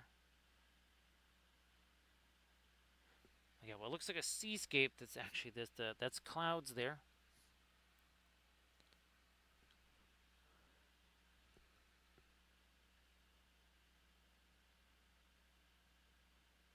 I get at a certain point, are we going to need like a Necronomicon of all the different creatures and monsters that lurk in Wapoville? Try and get me a couple more here, little lights that almost more like landscape type things. They're not necessarily the lights of the buildings, but more lights where the landscape comes up and over this way. Nice to see you there, Primus. Welcome back. So hopefully you had some fun with the stream last night there, Primus. I appreciate everybody joining. I know that was a long stream there. And appreciate everybody joining in on a very special stream. And well, we created a whole new backdrop there because there's going to be more cyber figures here for sure. There shall be more. So again, we're zoomed in right now. So you're not seeing quite as much of our foreground. We're trying to do a bunch of stuff back here in our city scape. Trying to define a few things a little bit more. We're getting some lights on our buildings too. Because hundreds are not enough, right? Right, surface tension? Hundreds are not enough. Quite clearly, they're not. Definitely not enough. Let me try to... Oops, that was a little more than I wanted on that there. Get some lights over here. And like we were showing, okay, again, here's... we've already kind of foreshadowed this, right? The spires of Camelot. And then this might make a little more sense now. So remember when we were painting this, and people are like, what's that in the background? Well, that is what I was painting right there. So now you can pretty much see that's what it was. And that, of course, is what Our Lady of Shallots, our Onion Lady, sees in the main frame because, well, she is the main frame. She is indeed the main frame.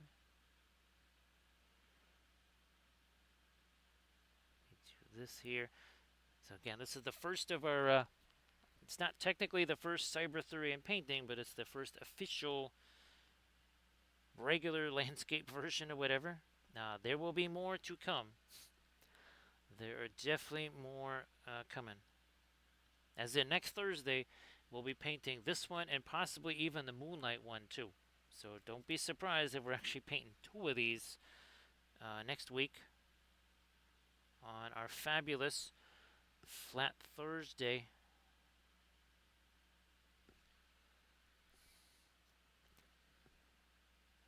Start to get some of the lights on the bottom of it. We haven't forgotten these yet. I did have to wait again for some of this paint to set, which happens even if it was regular oils. It would happen quicker on this, right? Because it's a piece of board. You know, I think I'm going to zoom back out so we can kind of see the overall nature of what we're doing here. Yeah, let's do that. So again, more of our light here on the sides of our clouds. Again, creates a bit of a silhouette for those. I'm gonna let me go back to my orangey stuff under here. That's what we were losing track of that a little bit there. Let me take some of that away.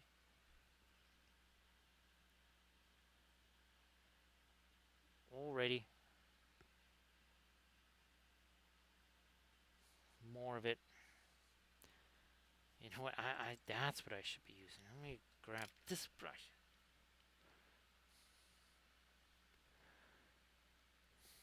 So again, the Army Painter pledge level there. One of the things again that I've been doing on the Patreon page is painted photo backdrops.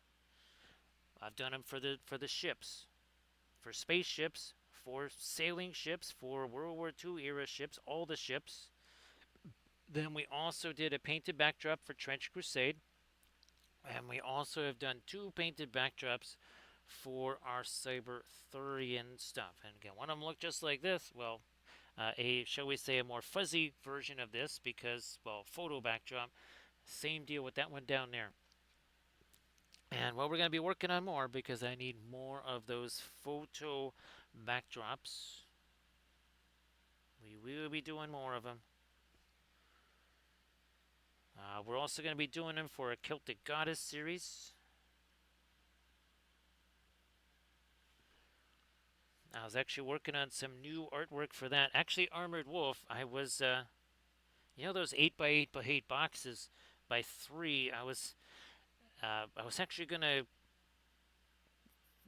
have, shall we say, box art where, okay, let's say they're getting the whole Celtic Goddess series, all 4 of them. The printed STLs or whatever would go in that box. And that way it would be printed and would hopefully look all nice and nifty for folks. Now I think we need some more yellow in here, some more mellow yellow. I'm going to try this. So I'll send you some pictures of that Armored Wolf.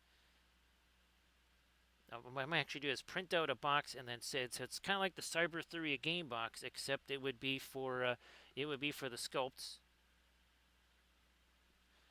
for printed sculpts.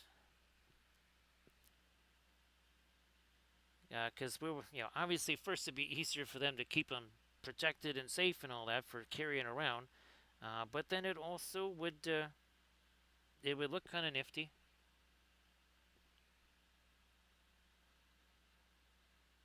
Thanks, Ken. I'll send you. I've got the again that like the Celtic Goddess stuff. I have the picture of that. Well, a couple of pictures, like the side panel. So it would look like this here. Same thing, obviously, for Cybertheria scopes, and the picture would change, right? And the ones on the side, it would change with what's in there. And then the back panel would be the renders and or the painted versions. That would be on the back side there. I don't think we would need tons of boxes. I'm not predicting that we would need like even more than a handful of those, which is why I thought it was feasible, because I'm like, yeah, we're not going to need a ton of those. Should that be not the case, I would be pleasantly surprised. I was going to do one for the kitties too, Armored Wolf, because there's what, 7 of them now. So yeah, I was going to make a box that all the printed kitty sculpts could go in, so they could just have the whole collection. I don't know if you want to come up with a name for the kitty collection, but I'll try to. If you or Charity has an idea for a specific name or already had a name or something, just let me know, and I will try to create some box art for that. Oh, geez, Armored Wolf, did you? Well, I don't think I got the notification that you requested access for the for that Google Drive folder. So just again, let me know if you actually have access to that or not. So now, see, we're starting to bring in light on these clouds here. And this is not fast matte white. Yes, it is light. Is it fast matte white? It is not. This is not fast matte white.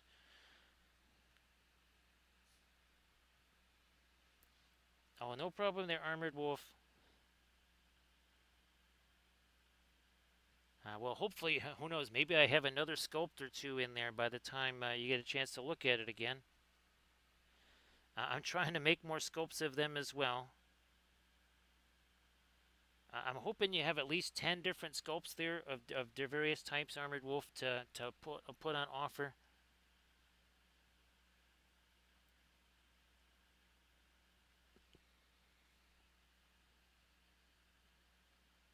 Because I just, I figured, if you wanted to start printing those now or something like that for Gen Con, amongst other things.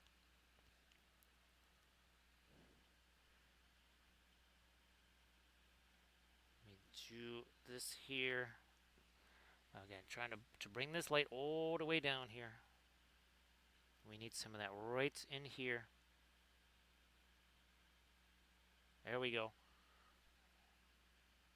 Perhaps even a little bit right there, so that light is just coming all the way down here. Let me go back over here to this blue.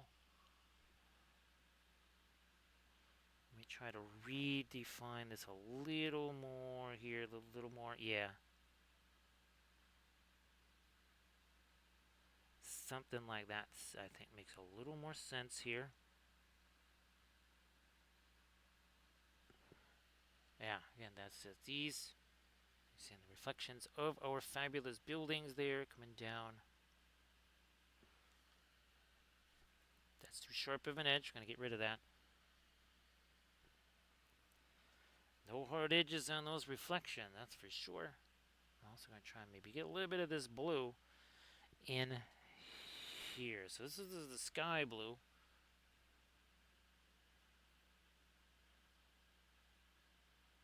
A little bit in this building up here. So that's, we didn't want that just to be a flat silhouette there. We wanted there to actually be some kind of shape in there. This could be more of a silhouette because, you know, where it is, way back there. Where's my... Okay, that's way too dark. There's my... then this is not pure orange. Oh, I think we looked at the pigment number on this here orange and pigment orange 36. I am, well, I'm gonna look at both here. So 73. I think the Richardson was also 73.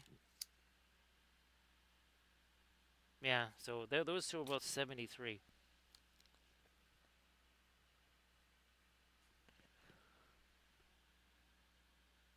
Is that too? That's borderline too dark. Okay, all right. If that's going to be the case, we shall take some of this and then bring that over here. Now that might. That is enough. Yeah. This is a little bit too dark.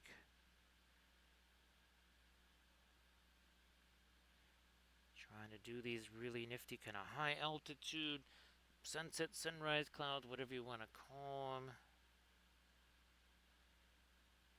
We might even stack this up a little bit more. And now we're going to try and do a little bit more with some clouds over here. Like that. Ah, there we go. So again, those squirrels, well, they might not bark at themselves, but they might bark at you now. They might just bark at you, surface tension, so be careful with those squirrels out there. Again, the people say they're acorns. We know those are actually squirrel palantiri. Yeah, very, very shiftless creatures, very tricksy, very false. That's got a little of our violet in there. So again, I'm trying to do the same thing. I'm trying to drop our clouds down a little bit here.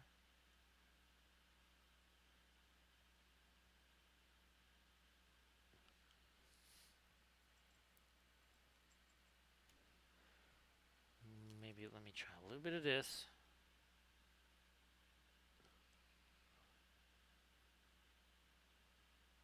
Pull you out this away.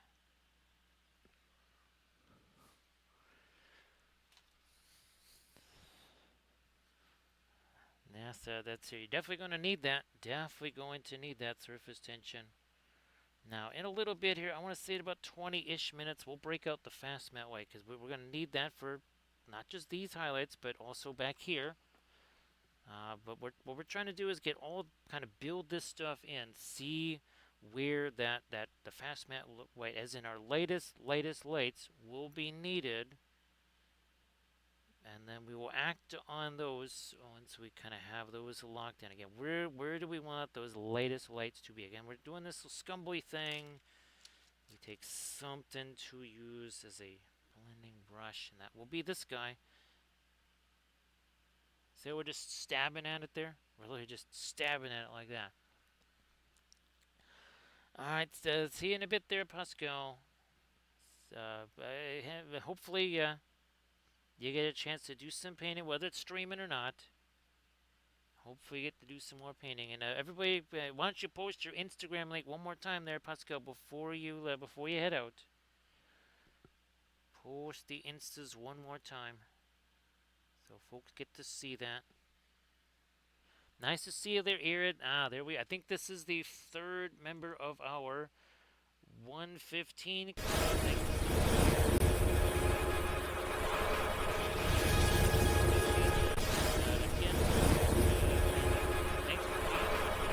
You could. Everybody check out that Instagram link. So again, this is what we're painting here, our Cyber Camelot. That's this. And Irid, look at what we did last night here.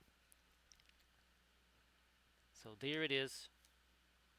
There's our new Cyber Kathy and new Cyber Giro. And also a base that I sculpted. I sculpted that base too. Everything here, literally everything. This plinth right here with the magnetized base and this thing, I made all of those. It's like everything in my hands here. Everybody check out that Pinterest link there.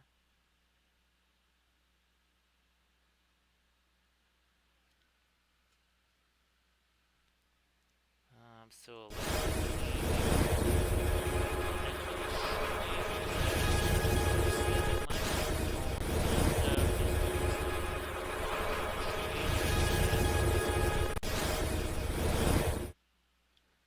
because it's moving just like it is here.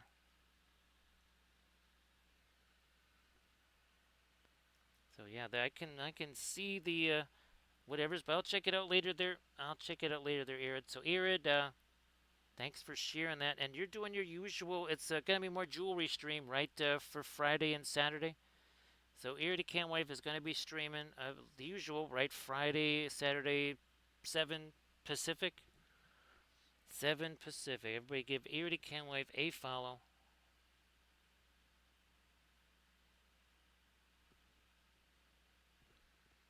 I'm gonna try to lighten that up a touch more.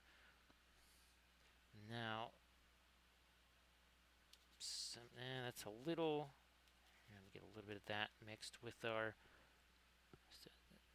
That's a little too dark still. Too dark. Maybe more of the just the violet here and a little bit of this. Let's see if that is enough. Nice to see you there, Studio Bonus. So again, Bonus. I wasn't sure if you had a chance to see any of the Kathy stream last night. That was, that was like a 6.5 hour stream there. That was a wee bit of a longer one. But it's really fun to have a brand new Cyber figures again of Jiro and Kathy.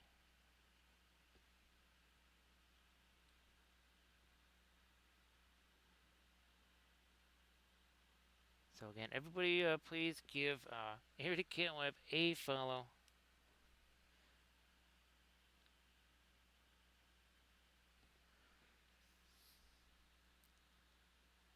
Well, I'm glad that you could check that out. And of course, here we're actually making stickers. We actually do have stickers of this scene now. Well, I will be making those. We don't have them just yet, but I will. There's versions that I can just print out myself for the, shall we say, the more wider audience or something like that. I will just be printing up regular stickers.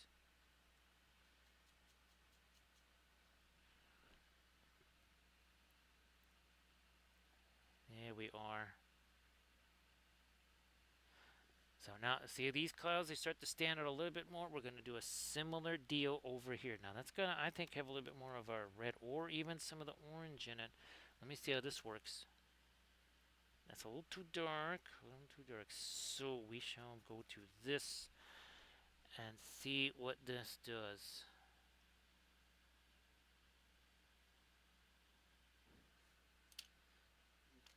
I can just use this as a sort of blending brush here.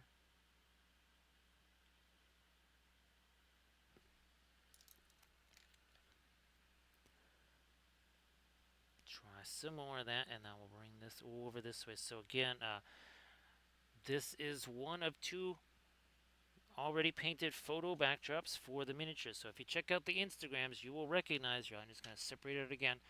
That's pretty much what you see when you see every Instagram post now with all the Cyber stuff. And that's part of a whole Patreon series of painted photo backdrops. Again, this one over here, we'll be painting that one next week along with probably the Moonlight one, and that's also featured on the Patreon page.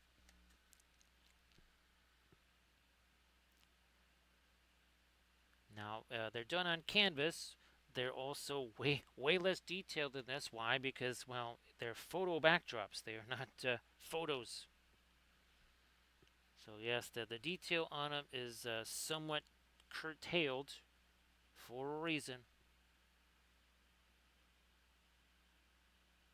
Now here we're going to try to get maybe some darks in here. Also, we're going to try and soften up some edges here. Again, doing this little scumbly thing. It's a loaded scumbly brush. There you go.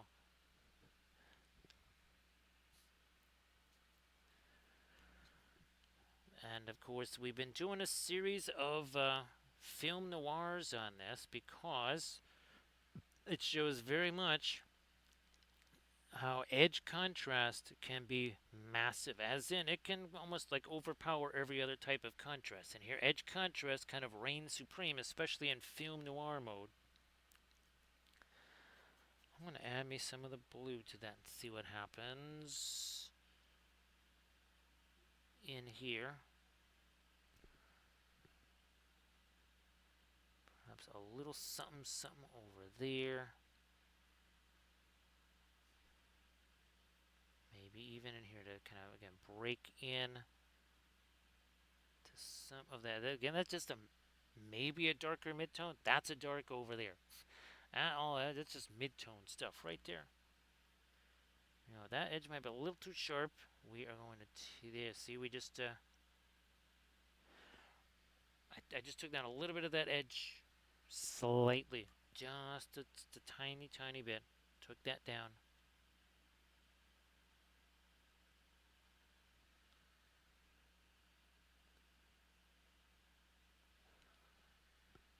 Now, as we get closer to hour 3, I will break out Ye Old Fast Matte White. And that's where we're going to do some, again, like the lightest of light things. Ooh, that might be a little too dark. So let me try this. That was a good thing we backed up. There we are. It's a good thing we backed up just a little. Because I need to do a little bit of an interrupt there.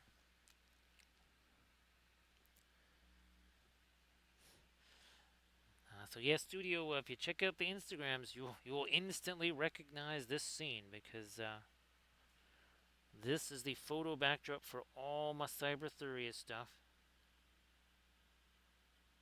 We also have painted backdrops for all of our starships. Well, we're going to be doing a new starship one. Now, after we get through our painted backdrops here, then that's when we start painting our characters. So yes, I will be doing two-dimensional, basically portrait-style paintings of our characters. I would like to do some portraits, except, again, I got to figure out how to make them horizontal here, because, again, they're oriented toward the vertical right now, so we'll have to figure out some way of switching those babies around. Hopefully that ain't going to be too... I don't think so. I don't think that will be too dark.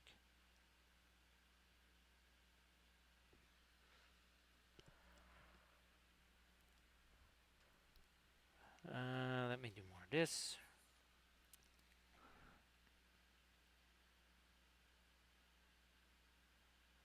Darker here. Oh, for sure darker here. Nope, I want a little bit more of my Indian red there. And that almost kind of needs to be a bit more of the dark here. Let me try to darken this down even more.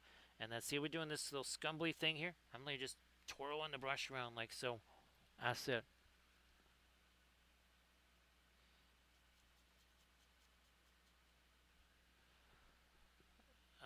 This is also some of the warmest, and not just the dark, but this is actually some of the warmest color that's in our kind of foreground misty clouds right here.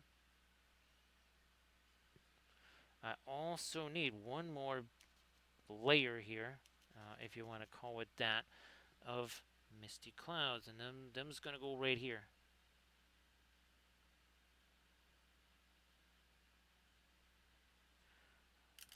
Something as a blending brush. How about you? Yeah, you just might work for that.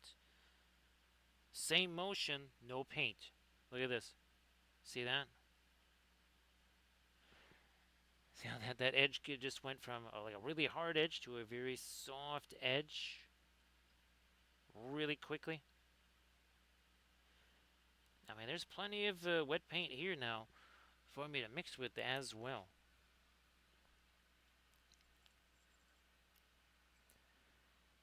Let me hit some more of this. I was also thinking we've done the bas relief of this. We could also do a 2D painting of that. I was also thinking about doing a bas relief of this scene.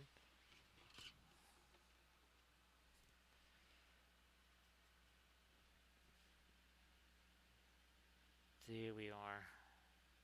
So getting our lighter edge on that. Again, that's another little kind of cloud in front of these clouds. And then yet another one here. Clouds are like onions. Apparently they have layers. Clouds must be like onions. And we're going to be having some, speaking of which, again, I picked some fresh scallions out of the garden there. We're going to be doing, again, fresh scallions with the baked sweet potato. We ain't going to boil it. We ain't going to mash it. We ain't going to put it in a stew. We're just going to make a baked potato, sweet potato there. We are going to have that filled with shallots and scallions.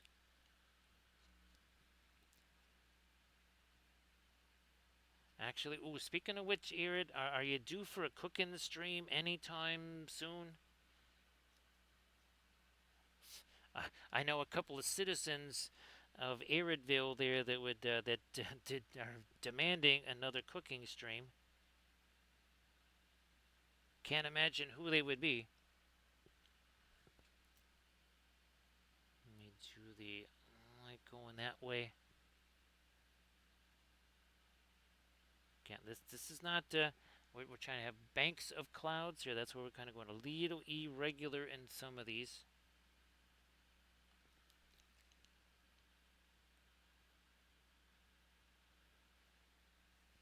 Now over here we got to get some light around our clouds. Once again, I'm going to take the yellow, take the white,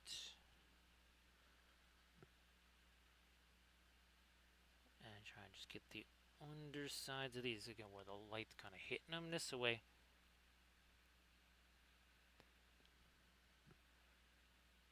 Well, clearly you get there by cyberspace, right, Camda? Because this right here, that's the data flow. Since, well, we know there is no actual Camelot, there's no actual characters, right? She is just the mainframe. You get there by Wi-Fi, right, Camda? Yep, you just get there by Wi-Fi. Now, you might be charged at a certain bit rate there, Camda. I mean, that's what the whole Grail code fight is about. It's internet charges. Let me get some more of my lighter. There we are. There you go. All right, that's what we need. A little bit of that over here.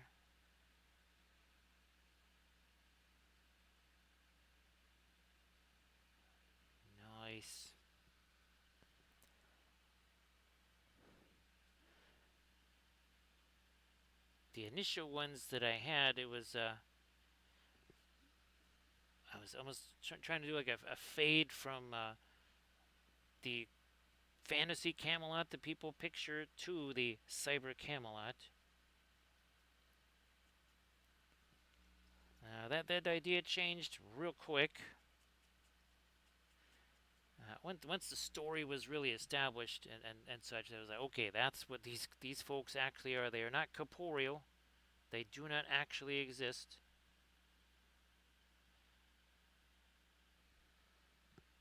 More of the yellow here. Let me try this. Okay, yeah, that was good.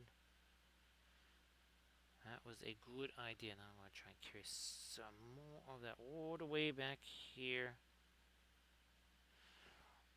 Like you do.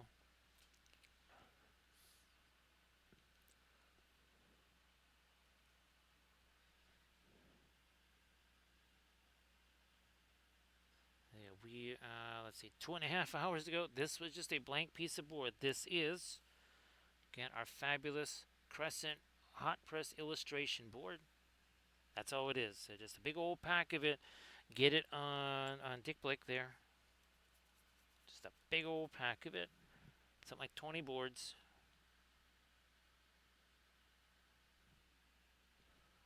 Is that gonna? No. More of the violet. Let's retreat here a bit. Okay, there we go. That would have been a little too much.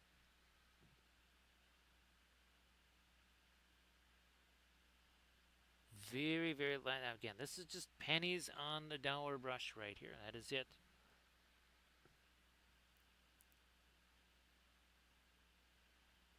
By utilizing these various kind of craft brushes like this, that means the few brushes I have that are kind of on the more expensive side, those they have a much longer lifespan because we're not doing everything with them. We're doing only the most detailed stuff with them.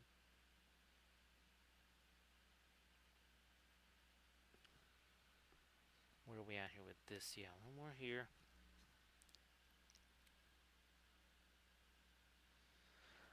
I want to do more of this scumbly stuff here.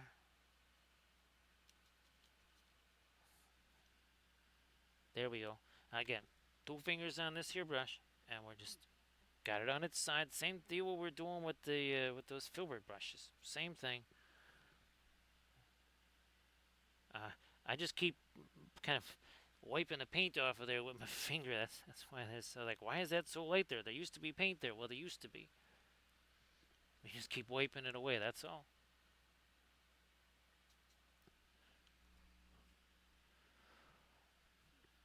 Also, gonna try. Is that gonna be too dark down here? Maybe. No, I don't think so. Um, trying to. I don't want just like super dark cracks and lines interrupting. This is supposed to be kind of not quite so dark. Cracks and lines. Again, this is very much a watercolor way of painting. This whole thing. This is how I approached watercolors. Except back then I would get all kinds of funky watermarks because watercolors.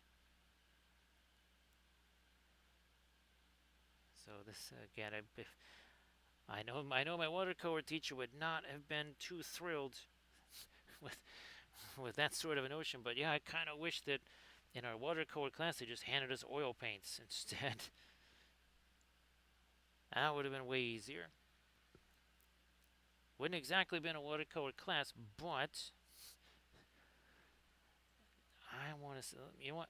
I have all this green. I got all this stuff out here. I might try to start here, getting here a little bit of this green for Stanlow green and our Moore's yellow deep together. Thinking about some grasses growing here.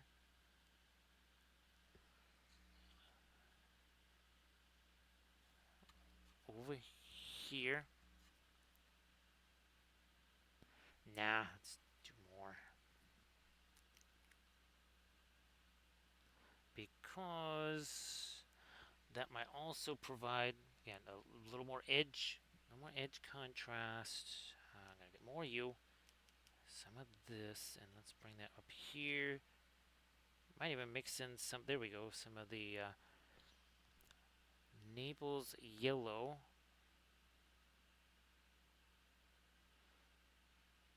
And just trying to insinuate maybe a little bit of grass or something happening here.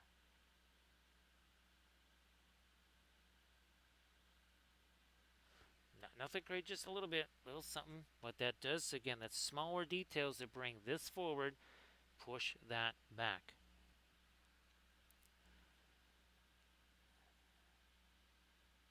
Mutu, yeah, that was Irv Shapiro at the American Academy of Art, and actually was in Irv's class for 2 years. There was one point where we turned it into a de facto life drawing or life painting class or whatever you want to call it. And he was the one that he said, you know what, I'm going to send you over to Bert Silverman here, the Bert Silverman workshop. So Bert was a friend of his, and Bert Silverman was his way of doing things was so different and so terrifying to folks. I believe half the people were gone halfway through the seminar thing. Yeah, half of them just fled in terror. And to this very day, there's things that I do that are again kind of conglomerations of both Irv and Bert. Instead of Bert and Ernie, it's Bert and Irv.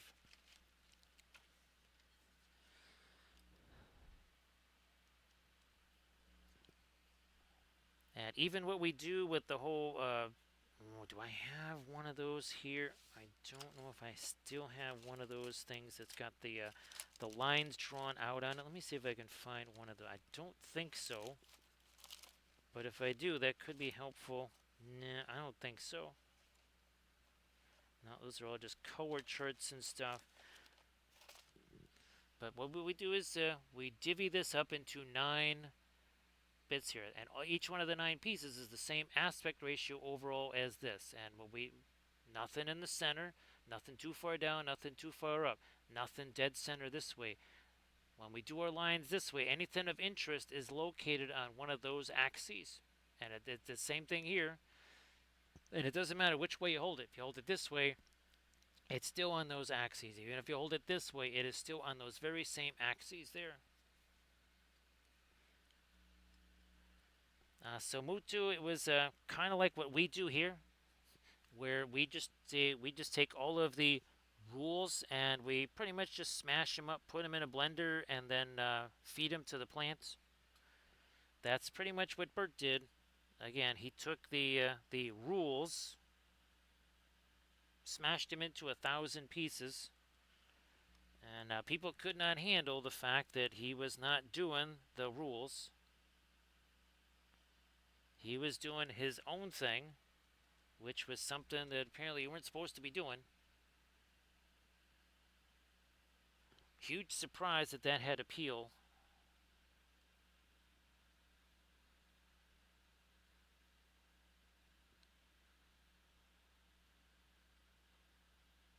Now again, it's you see it all the time here in the miniatures industry. There's things that you're not supposed to do. That would be everything we do here, Mutu. Yeah. If you were to take 200% of the stuff I do here, that is all stuff you are not supposed to do. Needless to say, just for one weekend, actually there might be a certain psychotic part of me that saw the reaction of all these people and thought, I too wish to make some flee in terror. Who knows? I'm gonna get me some of this orange here. Is this too orangey? Nah, no, no. Actually, we'll roll with that. I think we're good with that here. Well, like we were talking about a little while, a couple streams ago, right? The vehicle painters, they have the same. They'll take a 3-step process and turn it into 7,400 steps, because that's what you do. And we sort of said, no, no, we ain't doing that.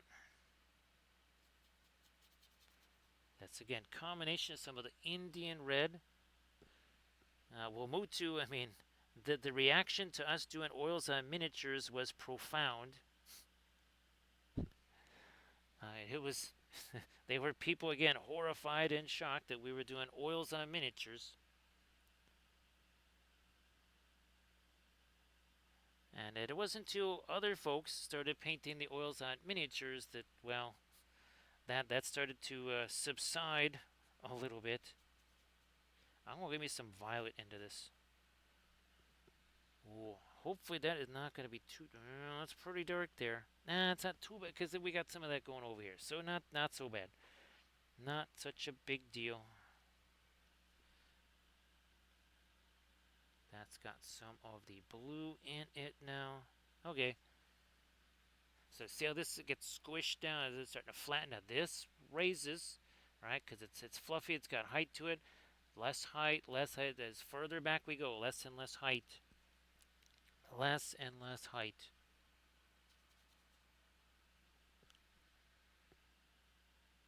Maybe might be a little too dark.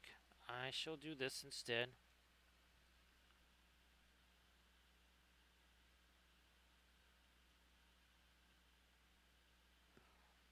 Yeah. We need again. That's not water there. That's the layers of clouds there. That's what we're trying to represent. And we're getting close enough to our hour 3. I'm gonna bring out the fast matte and also white here, like this. Stick it right there. It's a weird place for it, but that's where it's gonna go.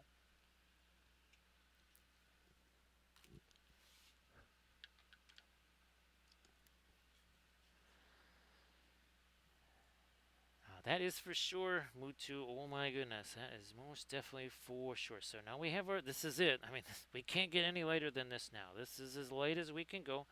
Let's see what happens over here. Oh yeah, I can see that. That does make a bit of difference right there. I don't think we'll do it on our sunshiny rays, but we'll do it on the maybe a little teensy bit on the closest clouds around it. We'll do that, and then as we start marching down this way here,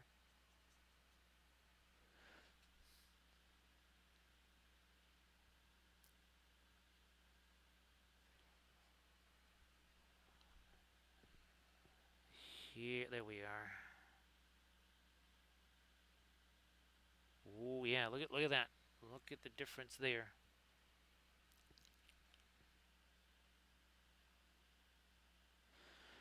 And again, when we do the moonlight one, well, look at this. You can see this. It's the same sort of deal. Now there, it's going to be a little different contrast model when it comes to the color stuff because, well, everything is orange there. You got orange, reds, and violets, whereas here we do have some blue that is in that. Not a ton. And this raider is untouched since the opening salvos here a couple hours ago. Nothing different there.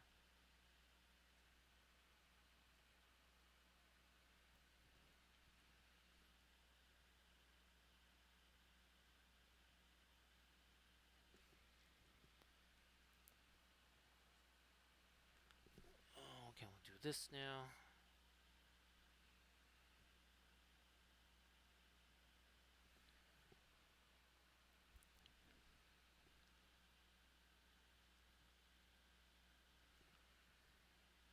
More of this. Not too much there.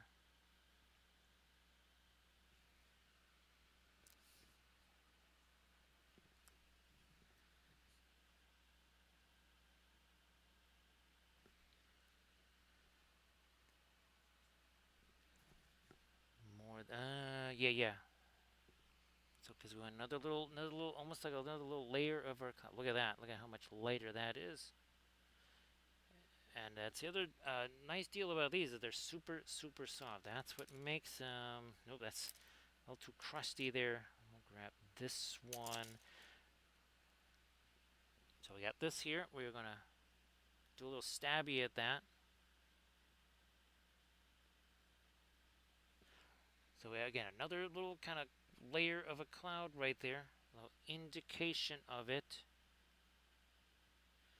Just take it. I mean, look, it's a beat up old craft brush, and we just did this with it.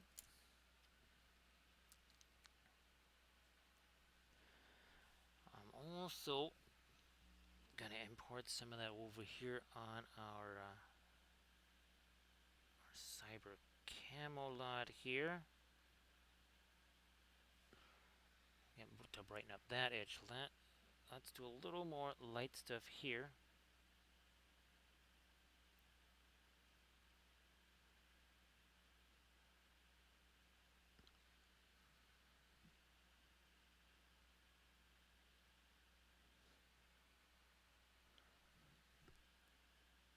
Bring it this way.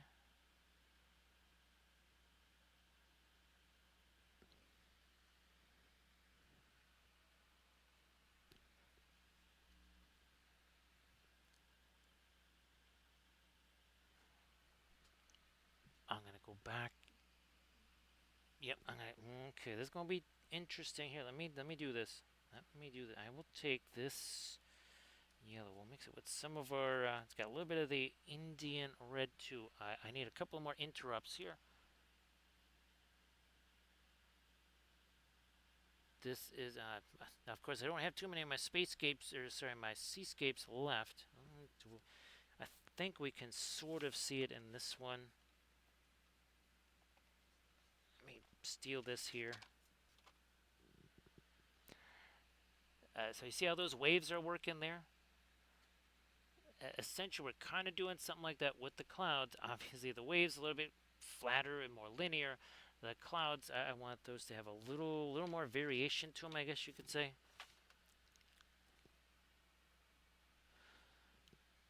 And that's what we're trying to do here is to have some of those kind of a little bit raised instead of just.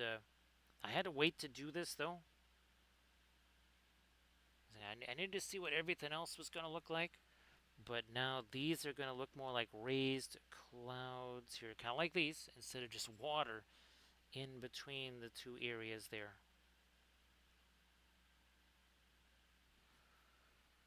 And some of these will also get here. Some of the let's get some of the violet in it. I mean, it almost kind of gives a bit of a brownish look by comparison. There we are.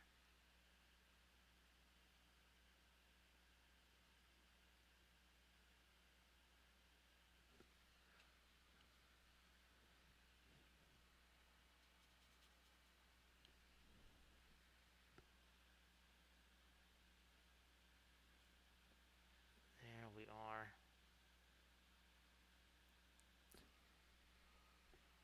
I'm gonna go back to this again.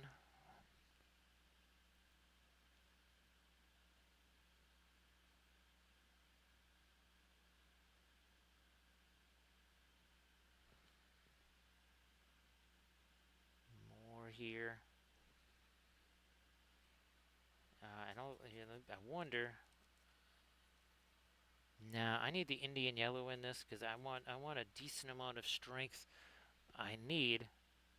Ooh, it's gonna be tricksy. I don't want to do too much of the small clouds in here because if I do, then it's just gonna look too much like this here. We don't want to repeat what we're doing here in the sky. So maybe we'll just kind of leave that for now. Maybe even soften the edge, the bottom edge of that a little more too.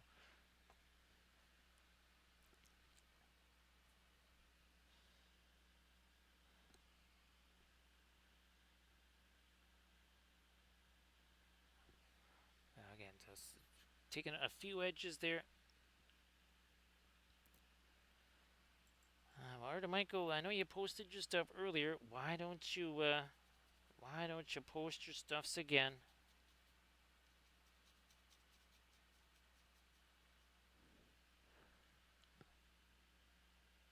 Ooh, too dark.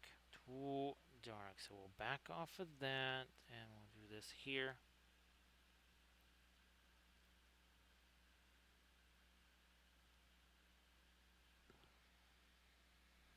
That's we don't want it to get too.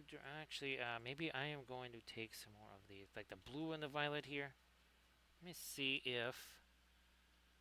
Yeah. Okay, there we are. And that's a little more what we wanted there.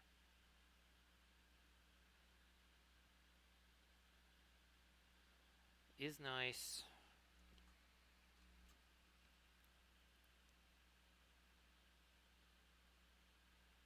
Soften that again. Where the light's kind of coming in here. See, we got again some softer edges in there.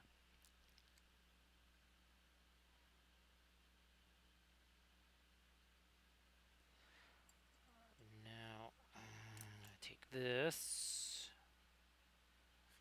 And all that phthalo green, we're not going to need too much of it, that's for sure. Give me a little yellow into that. And here, let's try and do a couple lighter blades of grass here. You know what? I might even do a little more of the. Come on. There we are. What's that going to do for me here?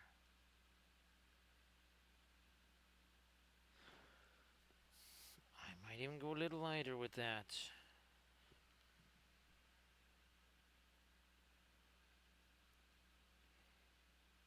Again, just trying to get a little bit of grass or something in here to just to kind of interrupt some of this stuff.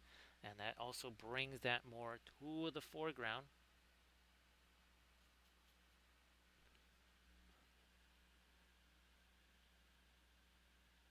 Here we are. A bit more of that now.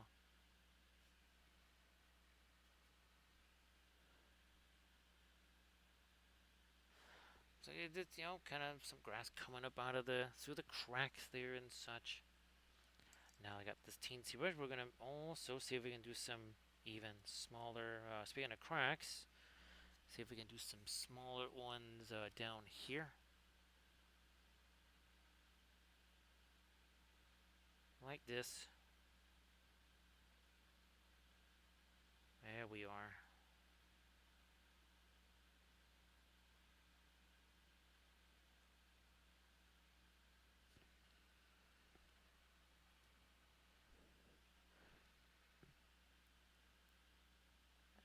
Now we're going to do that here.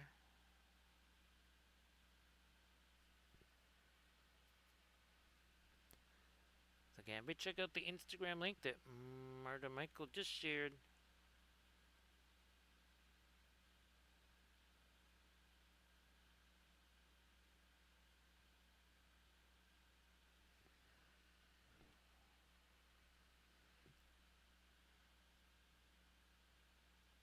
And there we are. And here we're really going to try to restore some of these cracks over here because we kind of first schmizzled those when we were doing the reflections over here. So let's bring these back a bit more.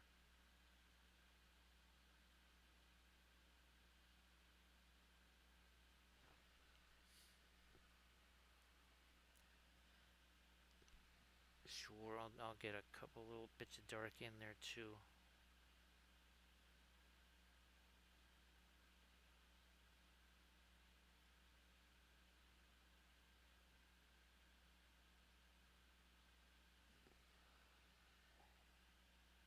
Because again, this is not meant to be like necessarily glass here, but did want to get as much of the reflections as I could.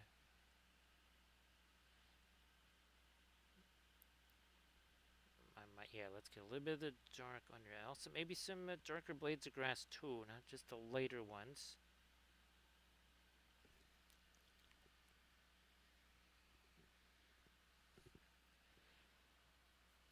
A little mix of the basically Mars black and the burnt umber together.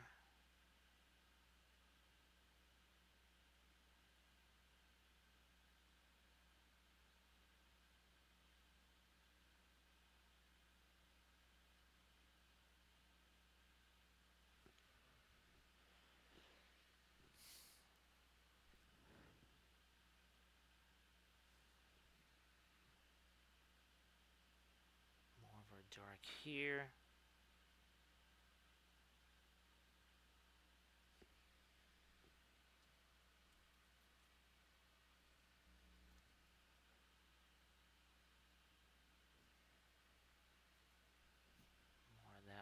here.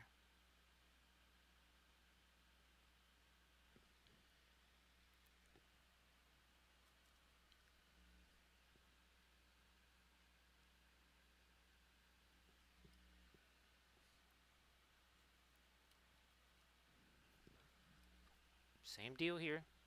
A bit of dark. Bam, right there.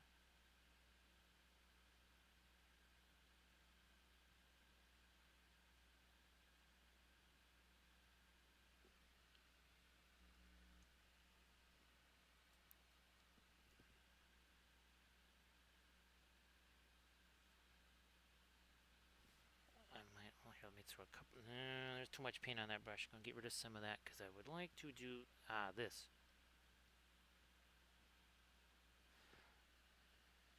So again, those little more interrupts there, right? That creates more of that hard edge, more of that hard edge there,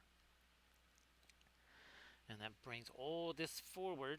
Even though it's the same set of colors everywhere else. However, back here we don't have anything that's that dark, and we also don't have any edges over here that are anywhere near as sharp as some of these.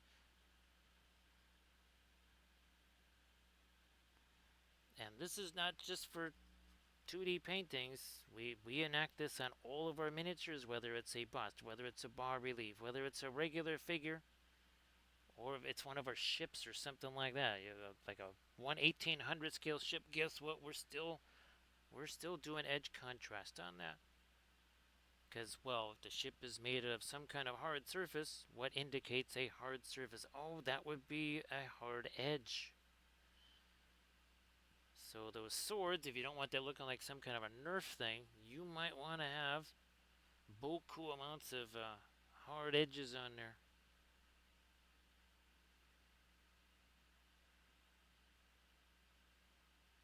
And again, even here, there's perspective going this way too. Larger gets smaller here. Clouds get smaller here. This gets smaller here. Smaller there. Again, less sharp edges. A little bit more. A little bit more. And boom. Then there's the sharp edges showing up there. Even miniatures have foregrounds, foregrounds, mid areas, and of course backdrops. You can kind of enact that with the base. Okay, this is simple enough.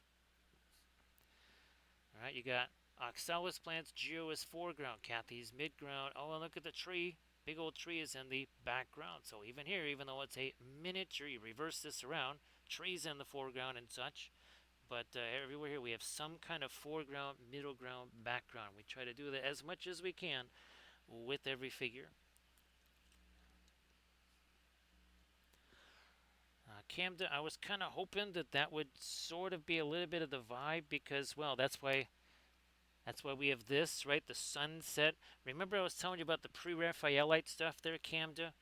And their big thing was, okay, if you had a certain type of vegetation, that connotated something. If there was the color of their clothes, indicated something. It wasn't just the obvious things; it was the subtle things. Again, that just like, okay, if it was a birch tree instead of an oak tree, that meant something. If it was a tree with fall, foliage on it versus, say, spring foliage, that meant something different. It could even be the same type of tree. And I'm trying to kind of do the same thing here, right, Camden? Trying to do the same thing.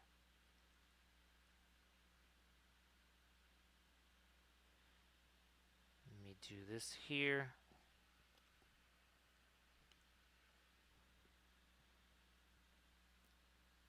Now we're good. We're trying to really get the lightest. This is pretty much our fast mat weight here. It is that time.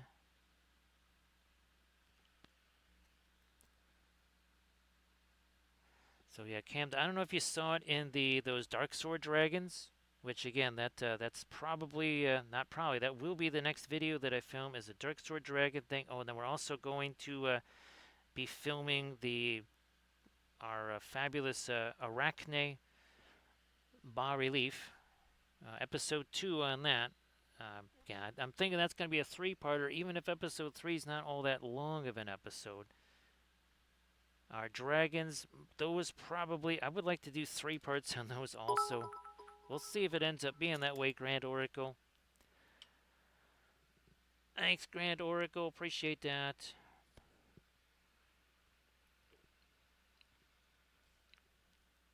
So looky here, Grand Oracle. This is the third of 4 new, actually now 5 new overlays, because I made another overlay today for all of our Celtic Goddess stuff. And of course, in case you didn't get to see how the Cyber Cathy and Geo played out, there you go. I'm actually going to be posting this to the Instas, I think. Well, after the stream, I'll start working on the pictures. Oh, guess what? It's going to be photographed in front of this. Well, not this thing here, but the backdrop version of it. So yeah, I made, yeah, Grand Oracle, I made yet another, well, it's again, for the Celtic Goddesses, another backdrop for them. And that should be super fun. Now, here, we're going to try to do this. Also been waiting on it, so I did all the kind of the darker stuff around there. Look at this. See, now that kind of is starting to raise up the individual pieces of stone there. Grand Oracle, I have developed hundreds upon hundreds of starship pieces now. I still actually have to organize, well, repair and organize the new batches that I made earlier today.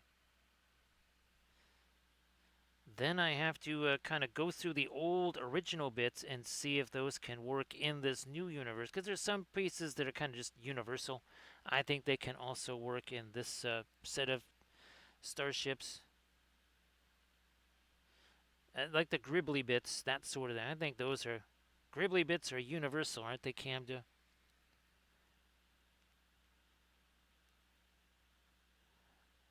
There we go. Can bring in some more of that over here, and then on the edge. See that? See, that kind of breaks up the surface even a little bit more. There's also a new Cyber Wapelia Spellbrush sculpt as of this morning. And you'll see the final version of him. I'll be featuring that in a tutorial video.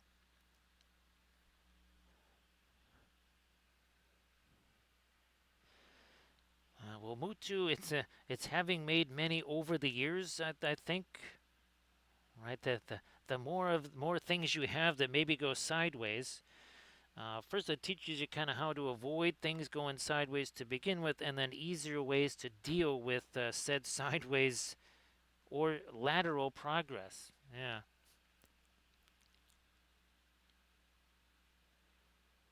Oh yeah, like Camden was saying, that's there's been many painful lessons over the eons. I mean, centuries are nothing, right, Grand Oracle? Yes.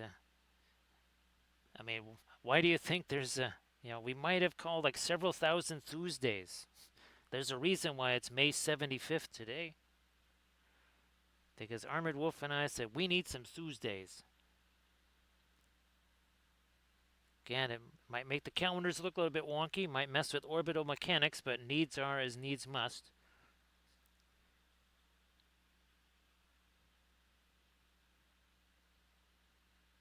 Down you go. I want to hit this one a little bit more with our fast matte white. Also this one.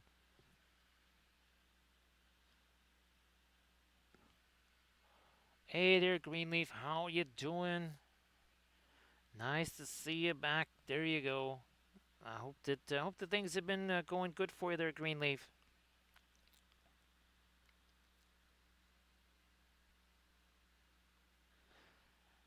So yeah, Mutu, there's many years of even just painting this kind of stuff, and then thousands of miniatures, many hundreds of busts and ships, and now dozens and dozens of bas reliefs.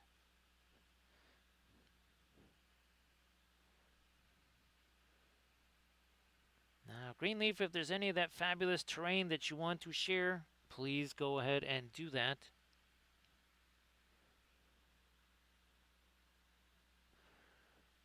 So Mutu, this scene was in my head months and months and months and months ago. Long before I ever sat down to do this. This scene, this is what I had visualized in my mind. And again, it's I don't want to say it's easy to do that, but having again all of the previous iterations of stuff that I did, it makes it well, at least a little bit easier to do stuff like this. So again, Greenleaf, if you want to share stuff, please go ahead and do that.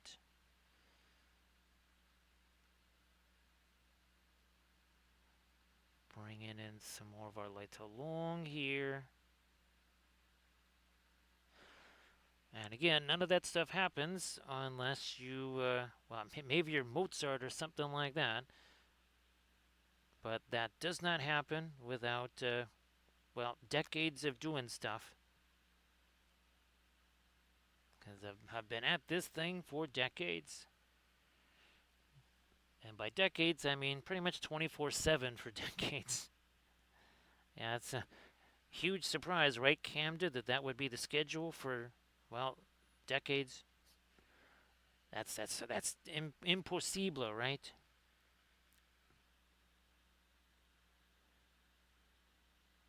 Do I want to? No, no, no, I'm not going to do. Okay, I'll leave that alone.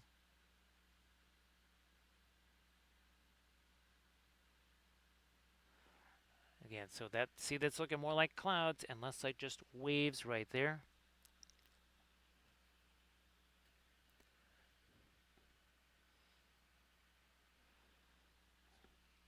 That's why we always say, right, to try and create yourself references, like with the freehand stuff, right, Mutu?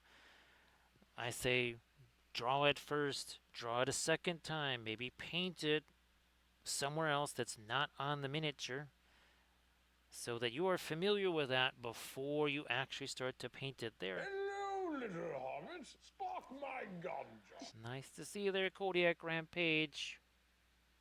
Ah. Oh, I see we're back to backdrops. Here, let's do a...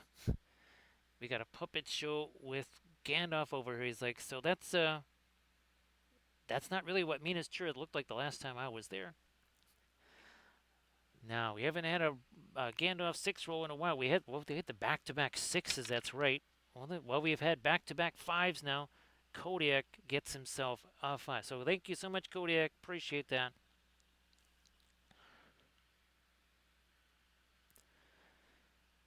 So Mutu again. I know it can be discouraging. You got you have aspirations and such, and you have expectations too. And then when that is not met, you start to think, well, okay, maybe this is just not for me.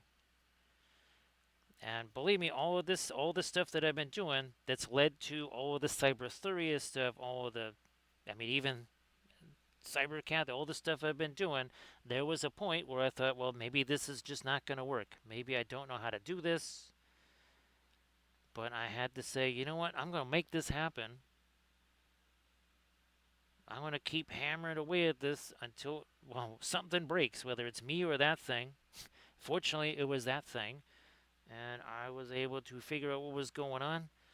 And once that happened, well, the rest is most definitely history now. Thanks, Kodiak. This is the backdrop for. If you check out my Instagram, you will see this something that looks a lot like this. What you'll actually see is this much of it, right about there. Because again, Instagram pics are square, so you see right about that much of it right there. And here is a wider look at our reference right there. Let me get back to my scene here, and again, just picture. Oh, here's some of our Cyber Thurians. Here's well, the latest Instagram post I believe is Galahad. So again, he's well, we'd have to put that way back. Here we go. Maybe if we put it closer up here. So he is in front of that backdrop, and it's really neat to have themed backdrops for everything. Oh, we can use the small one. Here we go. What am I doing? There we go. We can have the small, the game board version of Galahad right there. Let's see. So it's the extra 5 seconds. That's the key, right, Mutu? Yes, it's been 3 hours, 6 minutes, and 13 seconds. That's the key, those extra 13 seconds.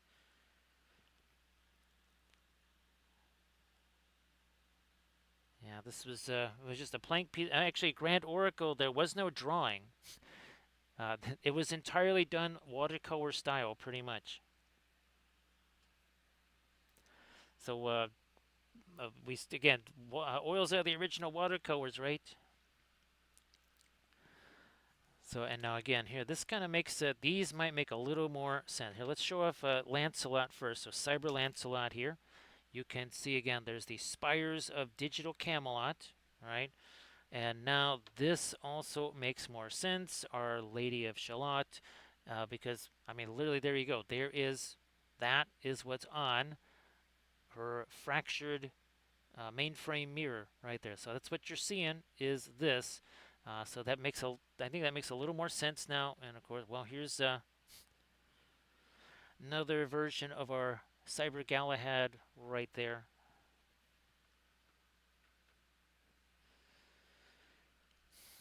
So Grand Oracle Mutu was saying that you can get the resin stuff on Dick Blick right now. Apparently, it's back in stock. So what I was going to do is I'm going to get that Grand Oracle, and I'm going to do an experiment. We're going to see. I'm going to see what happens when I mix the marble dust with things like well, all of our slowest drying paints, like Indian yellow, Egyptian violet, cobalt teal bluish, all the slower drying stuff. We're going to see it because it's going to make it lighter.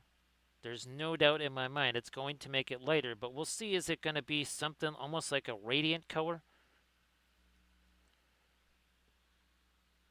No problem there, Kodak. So Kodak, generally I'm streaming Monday, Thursday, Friday, and Saturday. Now Monday we painted this Kodak because we call it Armada Mondays.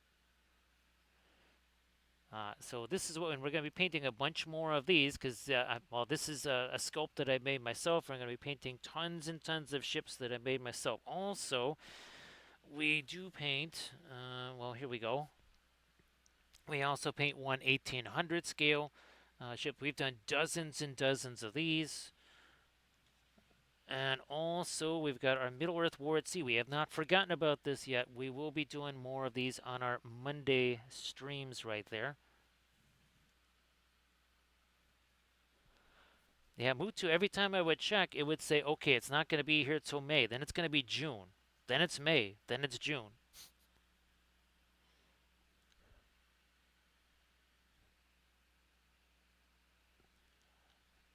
So Kodiak, thank you so much for the follow. And again, hopefully you can join us here. Now, I believe maybe it might even be as early as tomorrow.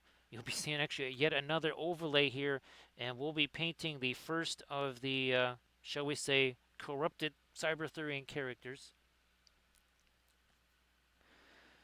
In Kodiak, one of the things that has really kind of changed everything has been the Alkids, both the Winsor Newton variety and, of course, the Paul Rubens variety here. So these have been a big, big change in everything.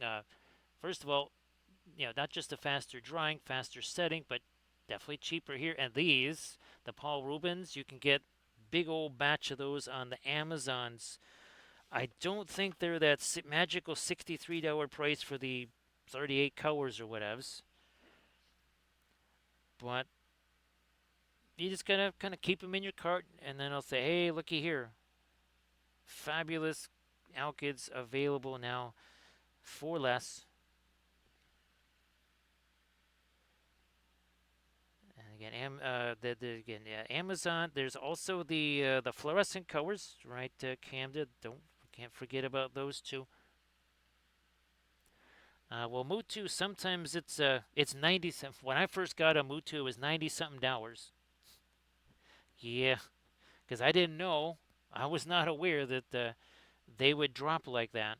So you just kind of keep them in your cart, and then when you get that magical notifications, generally Prime Day.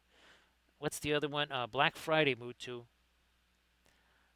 Those are the 2 days you are definitely likely to see that at the $63 price.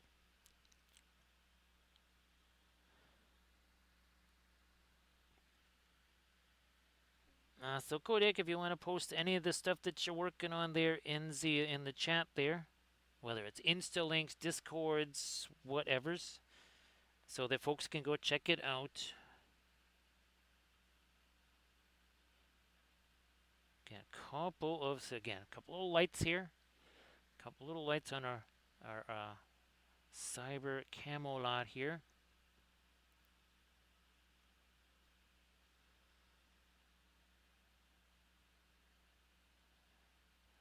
There we are. So yeah, Grand Oracle. I'll be starting. Actually, I did the. Was it the? That's what all this paint is on my hand. I'm just calling it the Azure Dragon. That's the one that's in the water or on the rocks in the water. I'll be starting up that series, either that or the Forest Dragon. Since I already have that one sprayed, I might just go ahead and do that one.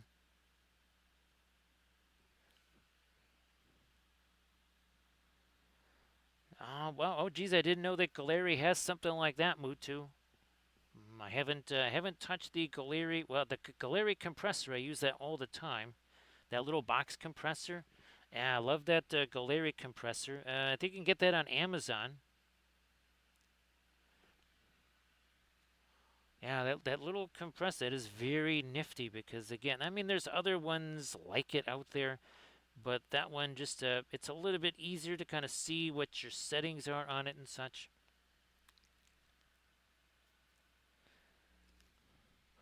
I don't know what other kind of new nifty things they got floating around now.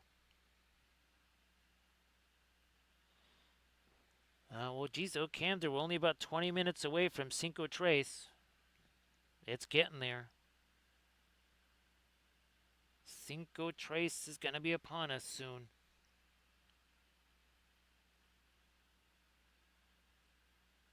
I'm going to hit this with also some.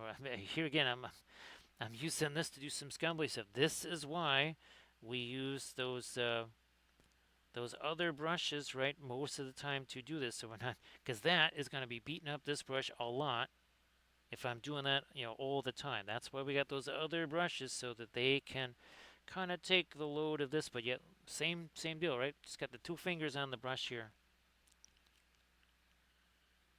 Just those two fingers on the brush. That's it.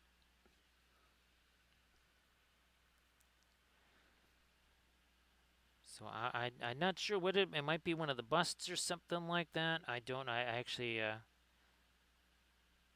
I think I have several of them ready to go. The corrupted version of Galahad. That one's not on a base yet. I'm gonna try and get him ready. Some of the other figures.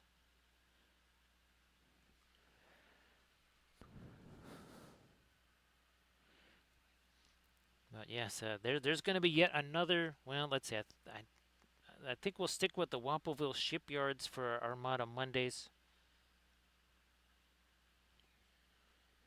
I think we'll stick with that overlay.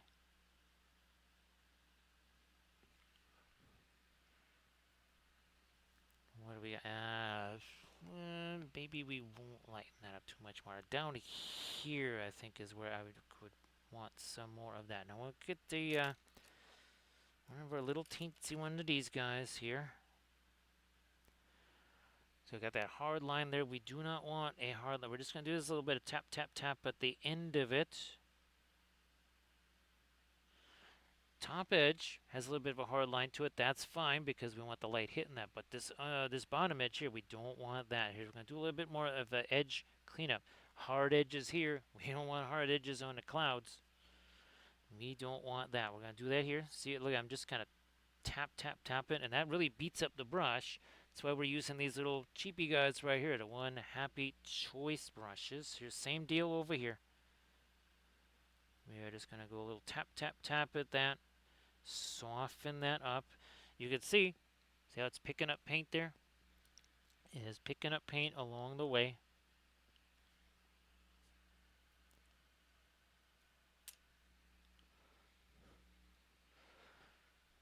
And here is our that's our scene right there. You can kind of see that again. That's layers of clouds. That's not waves. That is layers of clouds there.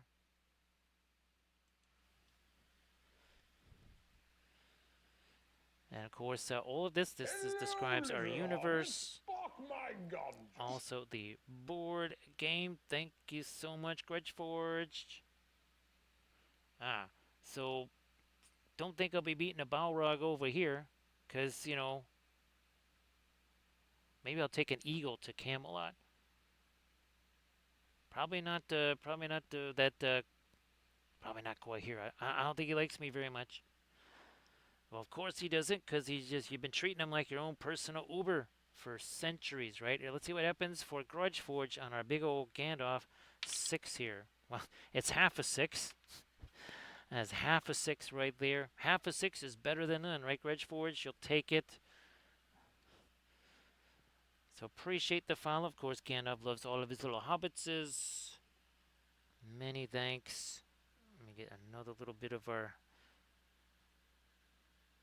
lens flare. So it's a little bit different than the lens flare. Well, I mean, we have lens flares even on our fabulous base here. So there's lens flares on those stars.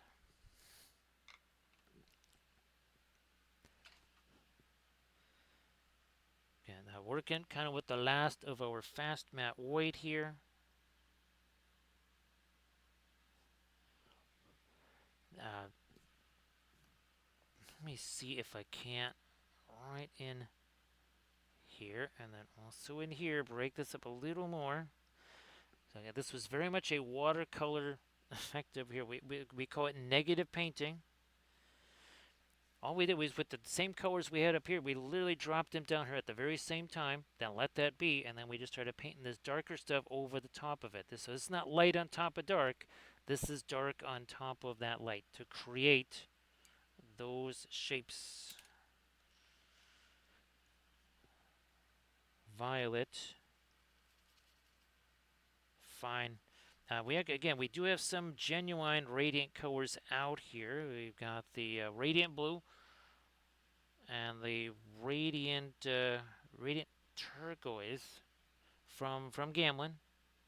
Got those out here. Breaking this again. This is not necessarily dark lines. This is just irregularities in the stones here. Just sort of get a little bit of mini dry brush there.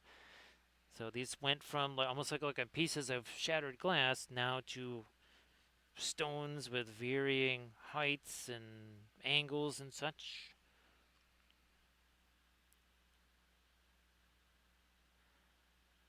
Same deal here again. We don't want this to be a super dark type of thing. It's dark middle tone. Yeah, thereabouts. Dark middle tone. Okay, so let me do this here and see.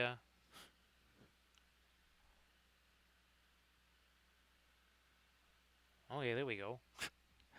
Not sure why that is. That is towards the top. What was it? Oh yeah, the stream last night, or the chat bot popped up over all of the pictures of Cyber Kathy and Cyber Wapelius. I had to get rid of that real quick. Yeah, these new overlays, it's going to take a little while to kind of get used to them because stuff is in different places than it used to be.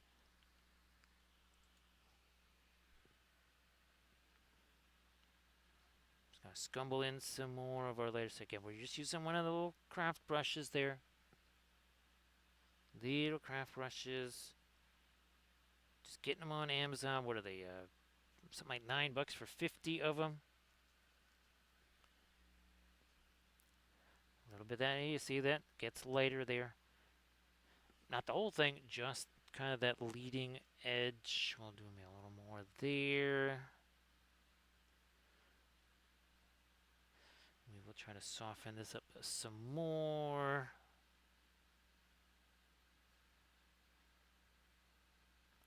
Just doing that same scumbling, just kind of rotating that brush around there.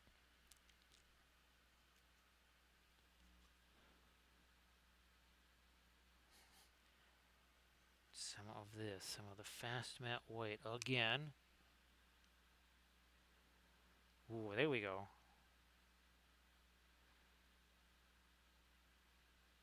Again, just kind of scumble this all in lighter and lighter. A little more of this lighter stuff over here too. Perhaps another little layer of our cloud there. You can see there's layer of clouds. It's just basically the inverse of what's going on here. Clouds are flatter over here, right? Narrower, and then they get fluffier and more full as they get up towards the sky. A little bit of perspective thing right there.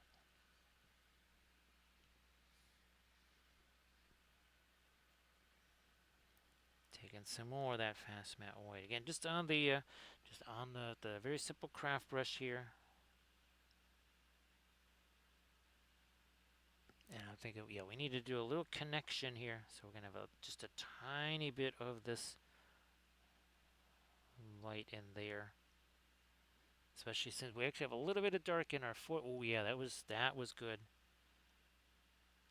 That was good. We did that.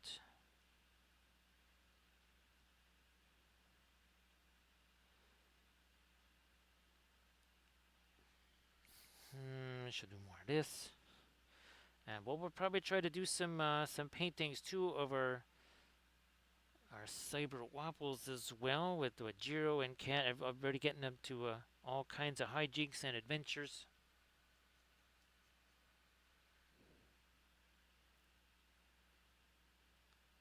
We'll try to do some portrait paintings of our heroes, just like we're doing with our Cyberthuria stuff.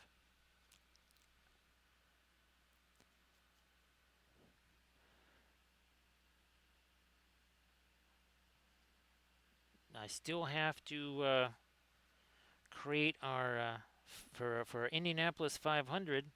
We need a new linseed racer. Yes, the tradition began last year. And again, I could always just take the same file and print that out. I might just try it. I'll print that out just in case I'm not able to replicate the 1970s AJ Foyt or Johnny Rutherford cars.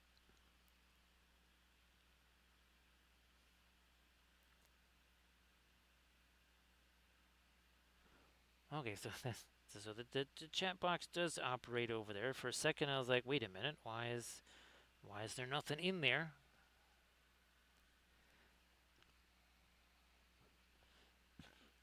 Alkids make it all go faster, right, Camda? Although Camden, I think we're going to have to break out the Puro Orange and the Perline Crimson, though. If it's going to be, in the same color scheme, I think we need those two. Everything else can be out, kids. But I'm going to break out those two. Now over at, I don't want this lighter line to go. That's just another little bank of fog here to kind of separate this, and that raises up above it there.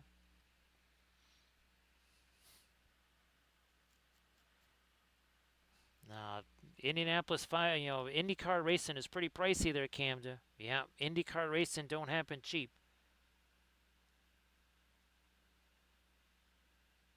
It does not happen cheap.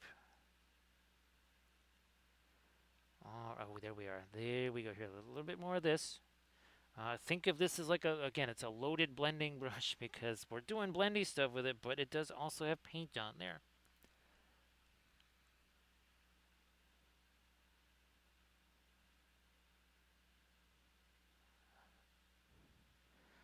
Well, I'll see you later there, Irid. Irid, if you want to post your Pinterest link one more time before you head off to Sleepy's there. Can everybody please give Irid a can't wait for fellow. Irid will be streaming later today. It's going to be streaming 7 p.m. Pacific time. Also on Saturday, right, Arid?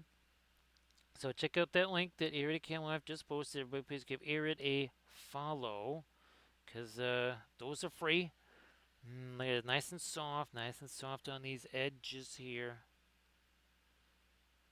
Nice and soft. Again, just kind of using this as a bit of a blending brush here. So see you later there, Arid. See here, that's a little raggedy. This is pretty much, I'm going to be doing this for a little while here, is doing the edge cleanup here on these clouds to make them as soft as possible. Again, the oil's kind of, well, they were the original watercolor, they're also the original airbrush. Yes, that would be oil paints.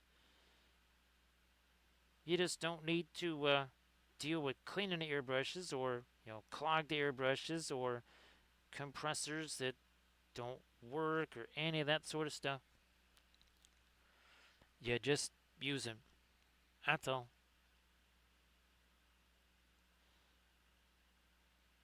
Of course, I say this, right, Grand Oracle, as we get closer and closer to Gen Con, where I'll be, and I was hoping to have a bunch, like some of the really large busts and stuff in the Badger booth. So instead of me just, spraying paintings, although I want to have some of my Cyber stuff like this. The hairbrush never breaks, right, Camda? Until it does. And again, some people might say, well, that's just a stick right there, but we know better. Right, Grand Oracle? We know there's all kinds of purposes for it. It's not just a stick. We just call it a bristle-free brush. Because, again, once you get rid of the restriction of having bristles on there, first of all, it makes it almost invulnerable, right, Grand Oracle? There are many advantages of the bristle-free brush.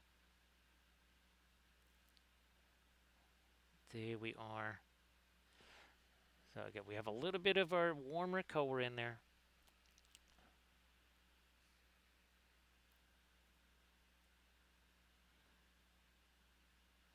Bingo. And I have to say, I do kind of like this. All of this weird stuff aside, I do really love those spray cans for doing the primer painting. Obviously, it's not for anything even remotely detailed. It literally is a water cannon with paint in it. But that's kind of why I have it, just for that very reason. Now, I'm gonna fill this in, because that's going to do a couple of things. Look at see how that edge comes forward, because we made that edge dark. We didn't have to make that edge lighter. We didn't have to touch that edge at all to make it lighter. We'll do a similar thing right here. I might make it a little teeny. Let me try this. Nope, still we need a bit more. Fine, I'll just grab some of that. There we are. We got it. Look at this. By filling this in, a little bit of that dark there.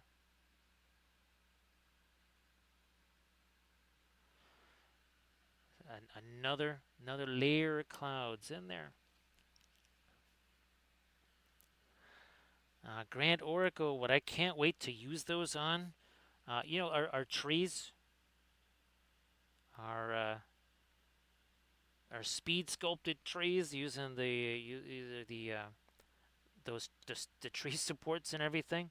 That is another thing I want to use that for, and not just for spraying, the bark part of it, but also the leafy bits too.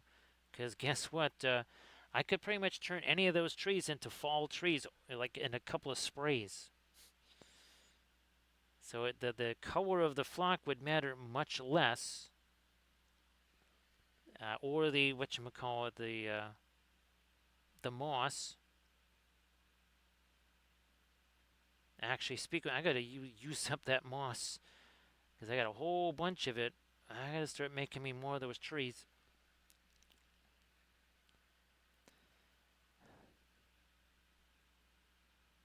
Alrighty. Again, we're trying to get some more of our dark up in here, and then maybe even something over here to sharpen up. I don't want to make that cloud lighter necessarily by too much. We're just a couple of minutes away now, Camda. Just a few minutes away from the fabulous Cinco Trace. So now if I make that slightly lighter. Looky there. Okay. Again, that indicates another little layer of a cloud. So hopefully this is like now you're being either drawn back there or you're being drawn out here, one way or the other. It's a pathway for you to kind of walk into the painting there.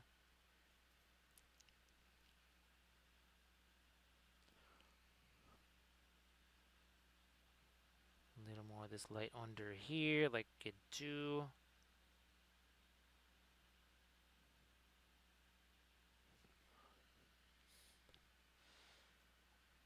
I was hoping that something like this is another thing I could do on that Cintiq. And the idea is that every brushstroke would be recorded, and we'll see if it kind of what was it Procreate, I think, on the iPad, where it basically turns it into an animation, a couple minutes long, sort of a time lapse animation thing.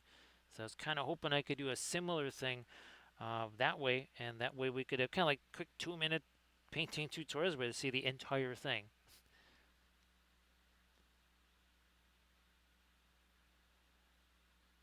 No, actually, Grand Oracle, it's spraying the color because what I did, oh gosh, it was on the blog there, Grand Oracle. I don't think I don't think I really have a video showing that, but because I didn't have anywhere near the amount of colors of flock and moss, that's the reindeer moss, right? I didn't have anywhere near the selection of colors. So what I would do is I would just take the airbrush and I would actually paint the flock that was on the tree in order to kind of get it to be the right color, especially kind of some of the dark, like on the underside.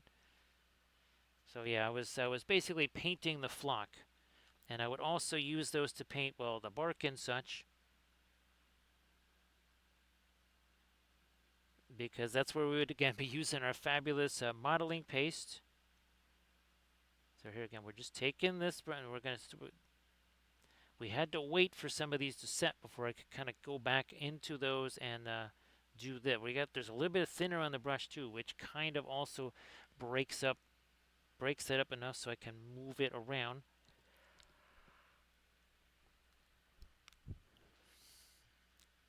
So there it was, Cinco Trace. We had our 3:33:33, and so we are now we're almost we're a little over 3.5 hours here from nothing to this, and there was no drawing, there was no pencil drawing or anything. We just started throwing paint on here.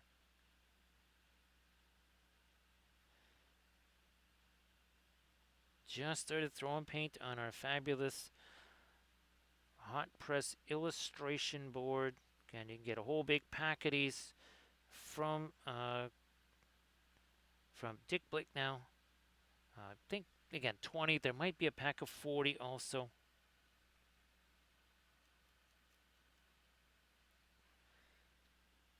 Oh, that's what I'll see if there's any clearance frames. I'll see if there's any fabulous clearance that are 8x10 or especially 5x7. I try to do that every so often on Dick Blick, is see if they've got some of those.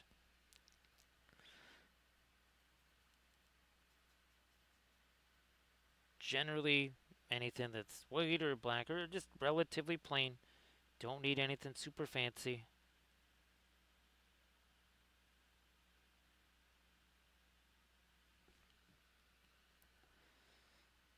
So yeah, this is the kind of stuff I was thinking I could also try to paint at Gen Con, where I could kind of alternate again between the airbrush, the little hairy sticks there.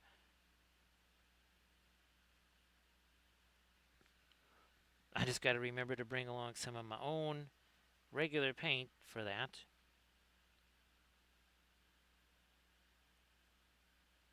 Doing here's some more of that now. Again, some of the lighter stuff on the underside of our clouds here. Had to be patient. Had to wait for some of that to set. Also over here, we can take here's some of our orange.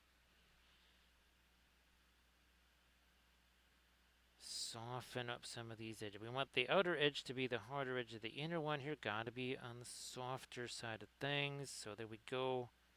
Especially way the heck back here. We don't want super hard edges here. We've been, we've been talking about edge contrast, right? The whole stream.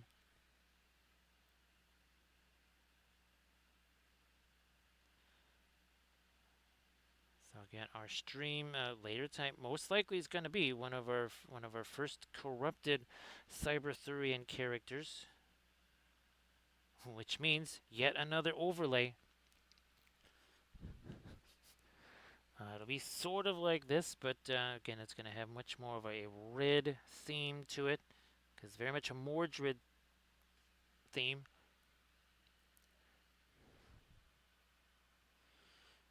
Again, still with the orange, except with the white in there that again kind of gives a little bit of a peachy tone.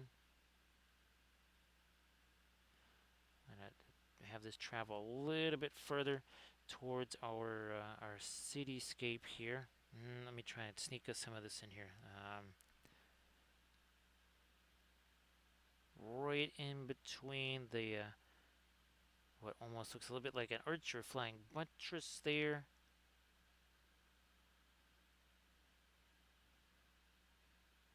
Like that.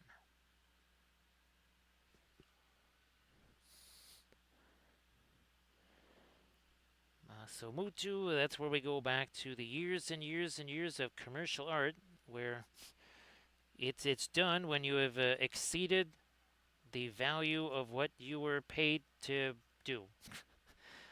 Because many times it was like, we're not looking for masterpieces here. They paid us this much. Do that much and don't do any more. Also, too, there is time. It's like, well, there's no more time. Like in all of the videos there, Mutu. I don't know if you've seen some of the Patreon tutorials where I say, geez, I'd love to spend 5 more hours on this, but the end of the tutorial is now. So we have to end it here. That's it. There is no more time. So I guess you could say that deadlines are imposed. I've always had deadlines have always been a thing, whether it's miniatures or not, and you just learn to work within those.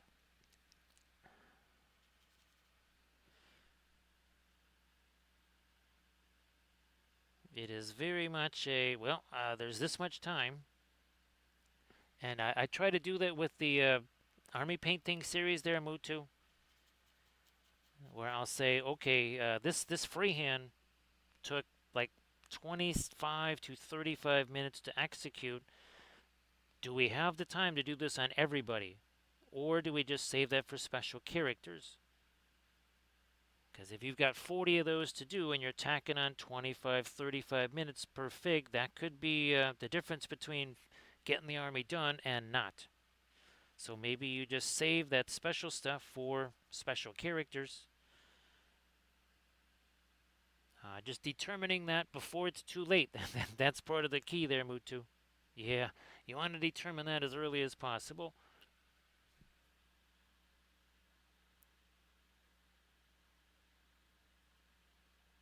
I mean, I literally had people yelling at me saying, stop fooling around. We're not getting paid for that. It, again, does not have to be a masterpiece. You are not Michelangelo, and they are not the Medici. You're done. Anything else here? There we go. A little something more on that little piece of land there. Because we want these to look again like the fog is kind of rolling over this, or the clouds just the same thing here, like it's kind of rolling over this little piece of land right here. Now that's got a little bit of our violet in there. That's not Egyptian violet. Now that is too much. We show, yeah, there we go. Here we are. That was too dark there. We shall lighten this up a smidge here.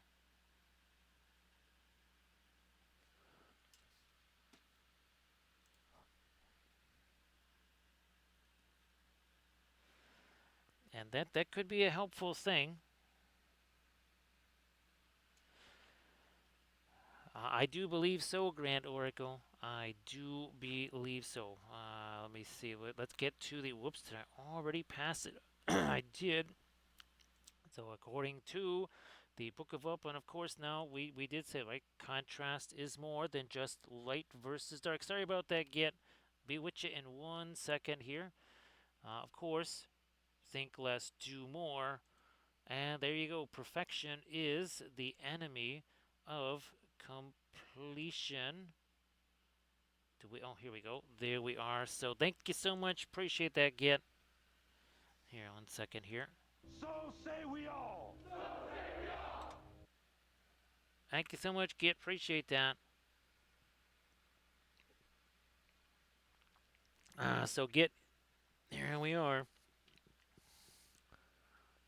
So there, and we're already working on new Cyber Warpelia, Cyber Cathy, Cyber Cat, and Cyber Giro sculpts. 1 second there.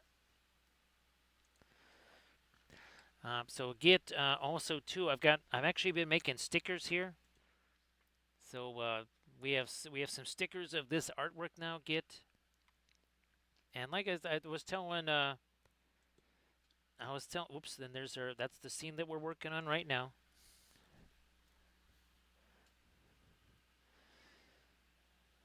Yeah, Mutu. I don't think you want those sitting in the. Yeah, I don't think you want those sitting in there. That would not be a. That would be an anti-bueno thing right there.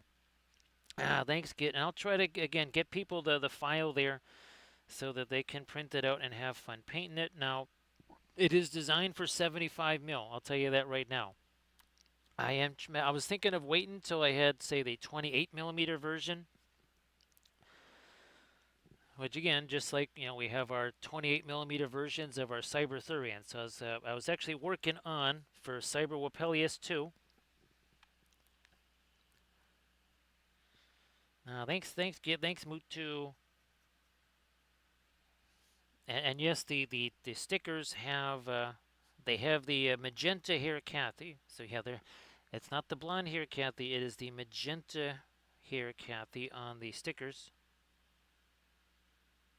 Of course, Git, if you want to share some stuff in the chat, please go ahead. Do you have another one of your painting events come? I think it's was it next week there, Painterly Git, that you got another painting event coming up? Is it the 20th, I think, or the 21st? Sorry if I can't remember. All I know is that the date was wrong on the Instagram post.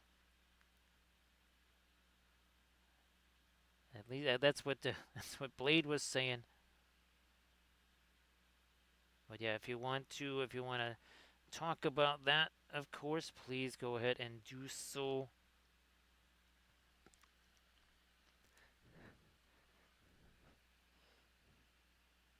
And again, if you check out all the Instagram posts, you will see this backdrop. Again, it's painted on canvas, and everything is left very intentionally defocused, right? Because you want the miniatures to be the primary thing. And of course, again, you can kind of get a chance to see it with maybe these smaller ones here.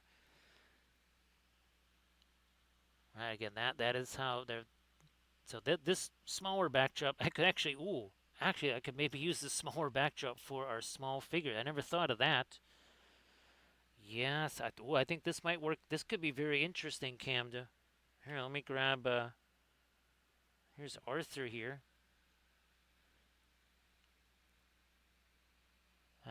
There we go. There's tiny Arthur. So I'm gonna have to photograph these anyways. There you go. Tiny Cyberthurius for tiny miniatures. Oh, geez. Okay.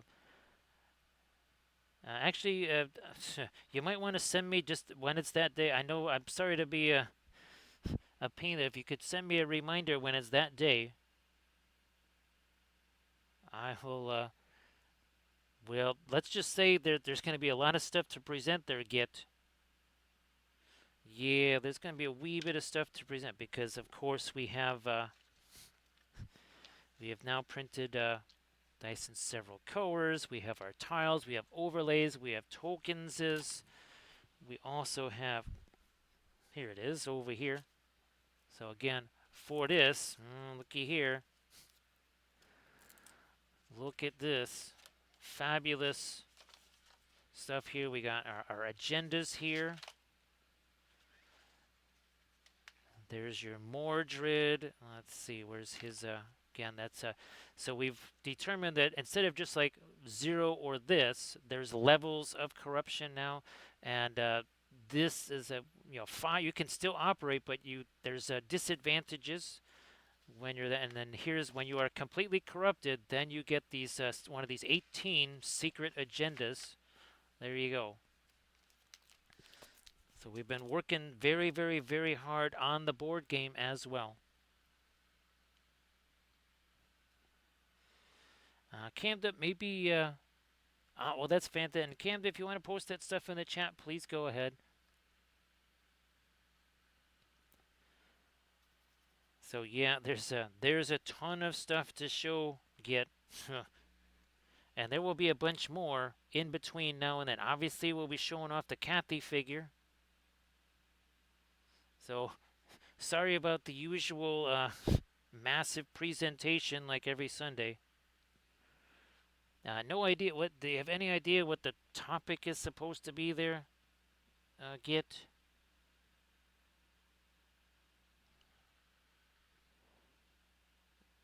Now we take a little bit more of the dark in there. We're trying to develop see this. We can.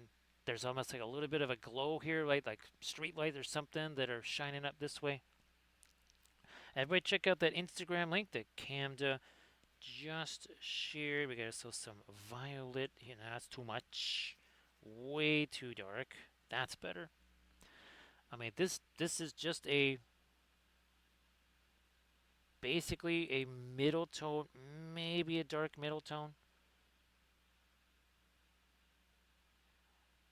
Oh well, Git, that's not so bad because well, there's a whole new this new universe with all the Compass Rose stuff, the Starship stuff. That universe makes the Cybertheria universe look like a trailer park, and there will definitely be role playing because there's definitely characters there. So Git, if you wanted to shout out Monster Den, also to yourself and all that, want to shout out Monster Den and such, please go ahead.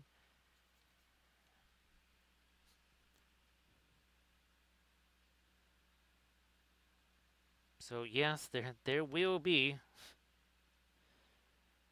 and it's going to be based on this universe here.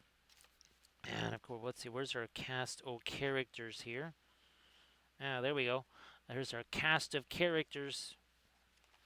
Again, from our technical manual there. So everybody check out Monster Den Minis. Check out Monster Den. Wow, I never even touched the Phthalo Blue yet, or the Prussian Blue yet. Gee whiz. No, now we're going to get some on there. I'm going to break in a little bit more of our reflection here.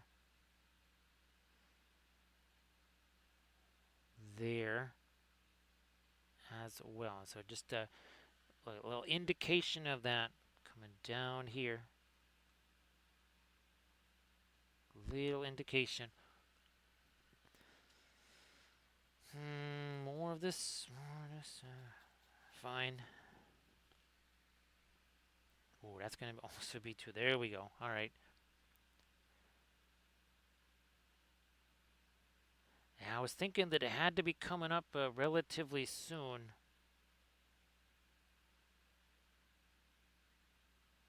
All right, we got that going.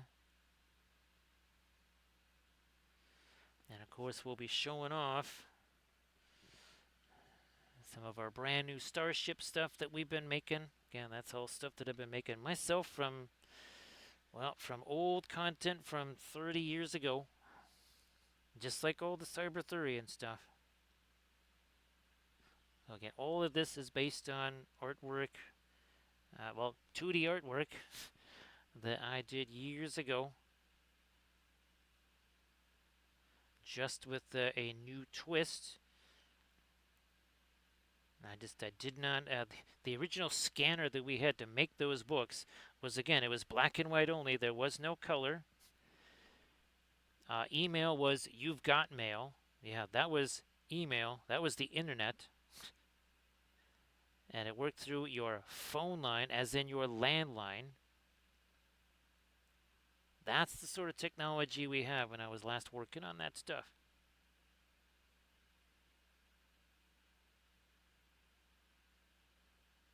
I do believe the ancient Maya said you could have updated that. You could have updated your firmware a bit. Everybody check out Blades 81 there. Everybody please give Blades a follow. Give Monster Den Minis a follow. Give Painterly Git a follow. So Git, hopefully you're doing well on the stuff that you're painting and your sculpts.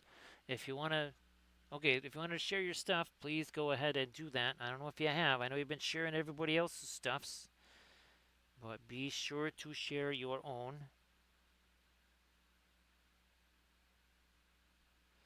So now these they got a little bit of value to them, but they're also we're trying to soften some of these things up as well. Let me get some of this here radiant blue in there. Okay. Yeah, just trying to make sure that these are nice and soft edges here. Look at it, we got reds, we got blues, we got all kinds of stuff going on in here. We'll definitely do one last. So Grand Oracle, we want to do one last film noir. The early one, we did one, I don't know, like 15 minutes in Grand Oracle. It was less than 20 minutes in. We did a film noir, and it illustrated this contrast here, right? This edge contrast stuff in a big time way. I mean, it was a classic example of how, again, there's many forms of contrast.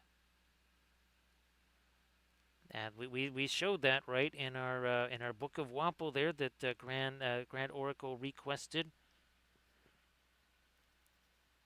Yes, we'll be able to definitely do some new animations for those as well.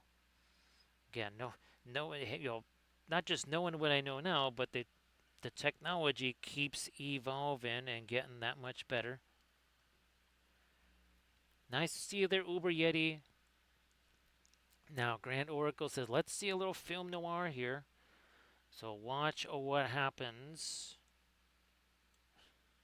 Now, we got a whole bunch more value in here. So that there's much more structure here than there was. However, your eye is still drawn here. Even though there's harder edges here, there's more structure here. Your eyes dance to this because that is where the hardest edges lie. So if we were to do this to try and make sure that it doesn't make any sense, or this, right? Your eye is still, it's even drawn here more because now you don't have it doesn't, you're like, oh, I see a landscape there. Your eye is drawn here first. Now, we shall reverse. We shall reverse this here. And as we reverse that, looky there. Now your eye it's almost split. Or it might even be drawn down here more. It doesn't care what this is. It just sees orange and it sees blue. Whereas here, there's not as much of that up there. So again, that's a big difference. Nope, we're just talking about edge contrast. So hard edges versus soft edges. Now, of course, we got the color contrast too over here. That's why we're trying to take that out there. So Uber Yeti, I know you got stuff to share. That's been looking really good there, Uber Yeti. Yeah, why don't you share some of that? So this is all about edge contrast here. Good old-fashioned edge contrast. Now right here, of course, we're trying to have no edges over there, or like some of these areas here, no edges, no hard edges, anyways. so that these edges take precedence. Now here again we have some edges over here. This is sort of a microcosm of the overall thing because you've got soft edge here and then it leads to, they got hard edge here, leading hard, and then it gets softer. So even this has its own foreground, middle ground, background. Foreground, middle ground, background. Even this sort of has its own foreground, middle ground, and then that as the background. So see you later there, Painterly Git.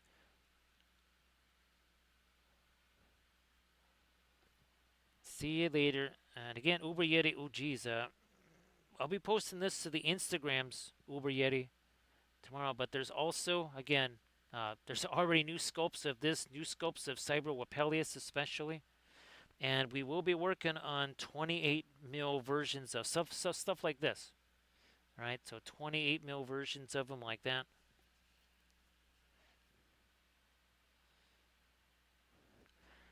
Also, Uber Yeti, I'll try to send you some of the Starship stuff.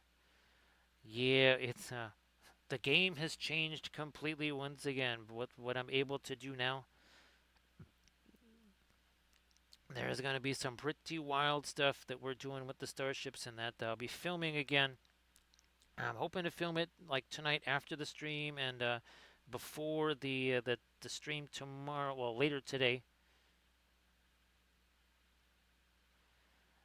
I'm kind of hoping to be able to have an earlier start on Saturday. We'll see if that works out.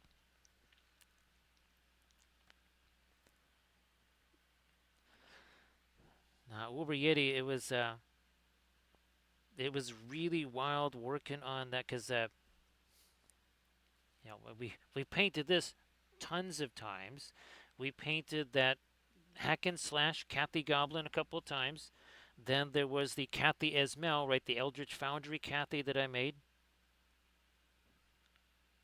So everybody check out the Instagram link that Uber Yeti just shared. So yeah, Uber Yeti, that was looking really sensational. And everybody, again, check out the Instagram link that Uber Yeti shared. Look at this. See how that's getting softer and softer. This is we're adding this is the radiant blue. So that's actual radiant blue there. That is not one of our alkyds. That is genuine radiant blue there.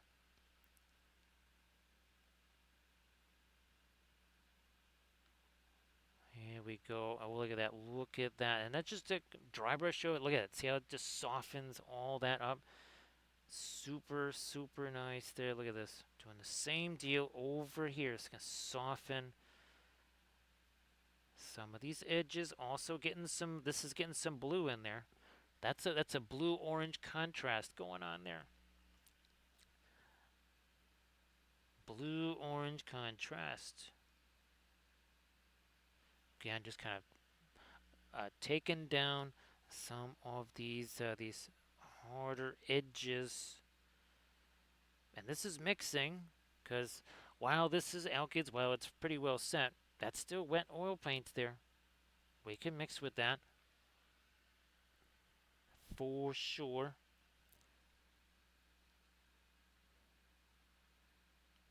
So Uber Yeti again, I have now hundreds upon hundreds of Starship parts and pieces, dozens and dozens just of hulls.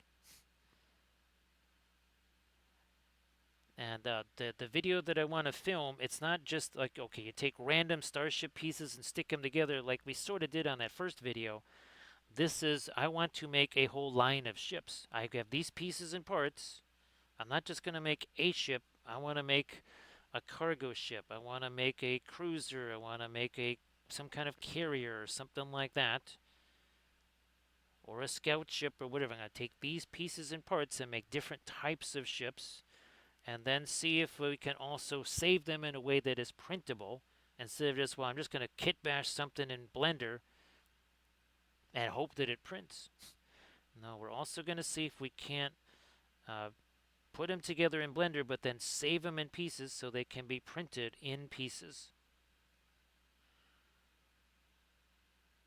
And obviously, those would be for the Monday stream. So these are entire fleets of ships here, Uber Yeti. because I do believe I have something like somewhere between 11 to 14 races of or entities, nations, whatever you want to call them. Some of them obviously bigger than others. You know, there's kind of your main five, your big five there, big four or five, and then there's some minor ones. And they all have their own fleet. I was just, well, that's why I didn't get to sleep until around 11 something o'clock this morning because I was working on the whole type, the basically the pieces of the most complicated. So these are almost like bird-like ships.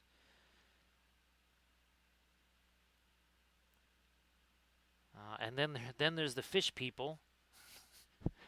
They literally have ships that look like giant space whales or something like that. That should be super fun. So see you later there, Artemichael.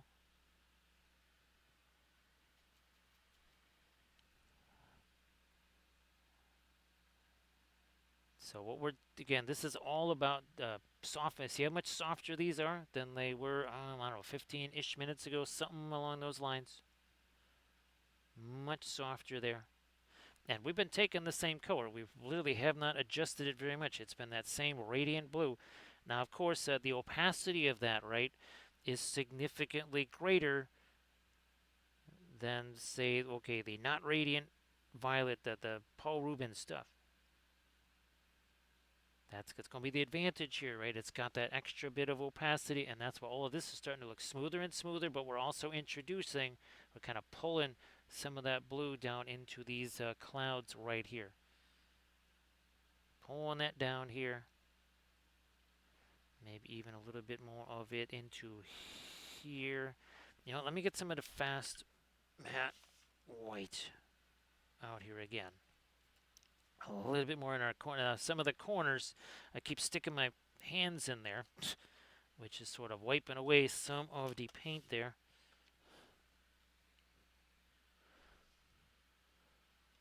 And again, here I don't think you had a chance to see the overlays. So again, there's the new overlays, one of the new overlays, and of course here is our other overlay right there. So you'll be seeing this on Mondays. That's what Mondays is going to look like. And don't be surprised again if tomorrow you see yet another new, or later, you know, the stream later today and Saturday, another new overlay. Essentially new overlays for everything that I'm working on. And also too, Ubriete, I've got stickers that I've been making of the again of the new Cyber Wapelius folks here. Where they? Okay, here we go. So yes, we have stickers made of them now.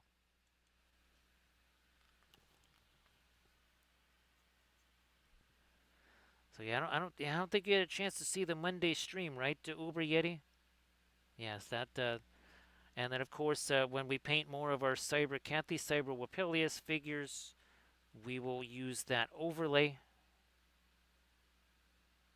So for sure, you will see that in October, when we are painting up against some more of our Cyber Wapelians for CathyCon, right?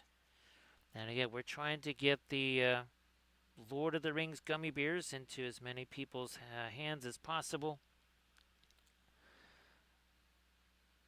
I think so, Uber Yeti. I think so. And of course, well, the Wednesday stream was much earlier, Uber Yeti. I started that at 9 p.m., literally actually at 9 p.m. Central Time because, well, we wanted Slade and all of Kathy's friends in the Eastern Time Zone to be able to participate.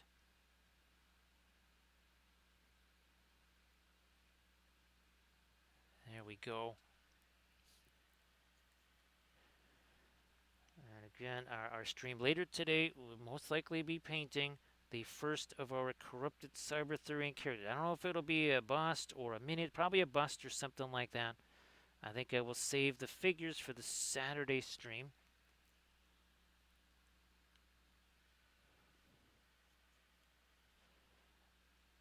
And again, hoping that the Saturday stream maybe can start early, and hopefully the Saturday stream could be a little bit on the longer side as well, since it is starting earlier. Again, you can see look how much softer that's all getting. Again, 4 hours 6 minutes ago, this was just a piece of whiteboard, piece of white hot press illustration board. That's all this is. And again, there's a whole bunch of colors I put out there I never even used. I think we maybe used like 7 colors on this whole thing. It certainly has plenty of color on it, does it not?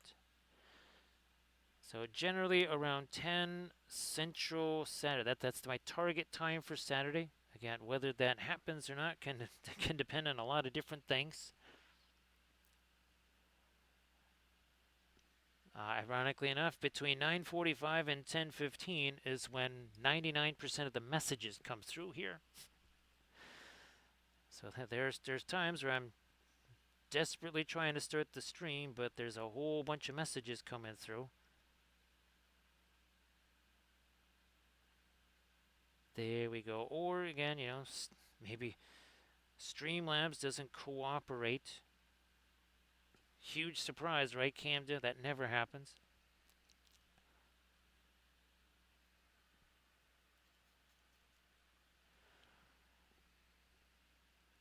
And it's been 24/7 here since, well, months before Adepticon. And yeah, well, it was fantastic that Adepticon was super successful, but that also then meant a continuation of said hours. So that ain't going to stop anytime soon. So I'll see you later, Mutu. And again, I'm leaning towards probably one of the again the corrupted Cyberthurian busts. Oh, maybe Lancelot. Yes, that might be a good one to do. Yes, the corrupted Lancelot bust.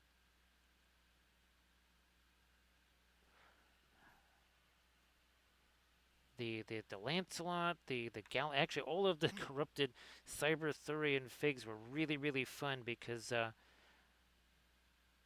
they could convey something different than just like the standard characters. Definitely not heroic for sure.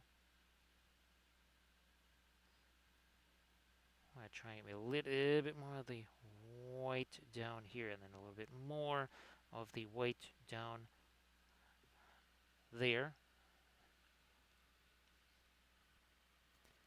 So again, see you later there, Mutu. Here, let's there's more of that white. Nope, I'm gonna get a little thinner in there too. There we go. Yeah, that helps it flow a little bit more.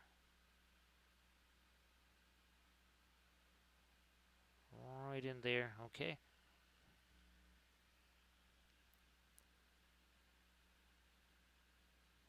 So this is something, this final smoothing here in 7. I've been waiting on this for a while, but we had to kind of hit everything else first. Let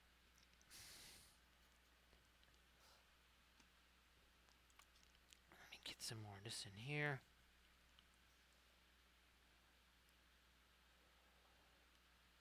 Let me do this.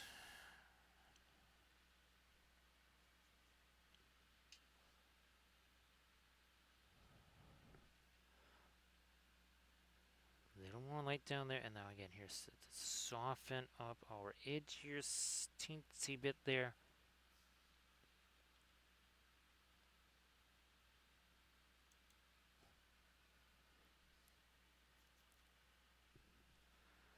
Teensy bit more. There we are. So again, we're going to well, they say thanks to Armored Wolf for doing all the moderations here. Because again, that was Armored Wolf did an extra 6.5 hours yesterday. I'm gonna. I think it was. I think we can zoom on her, or we already zoomed out. I think we're already zoomed out. There we go. See, we're good. And again, we have replicated now this right here, which again we can now use as a. We can use this as a photo backdrop for our little guys here. Yeah. There we go. We can use it as a nice little backdrop right there. So thanks again, Armored Wolf. Thanks, Grant Oracle and Uber Yeds, and of course, Camda. Thanks everybody for being here. I think we'll head on over to Esmeralda here again. So much appreciated, everybody. This has been super fun, and we're going to be doing this again. That's the one we'll do next Thursday. Next Thursday. But tomorrow we're going to be doing, again, another one of our fabulous busts.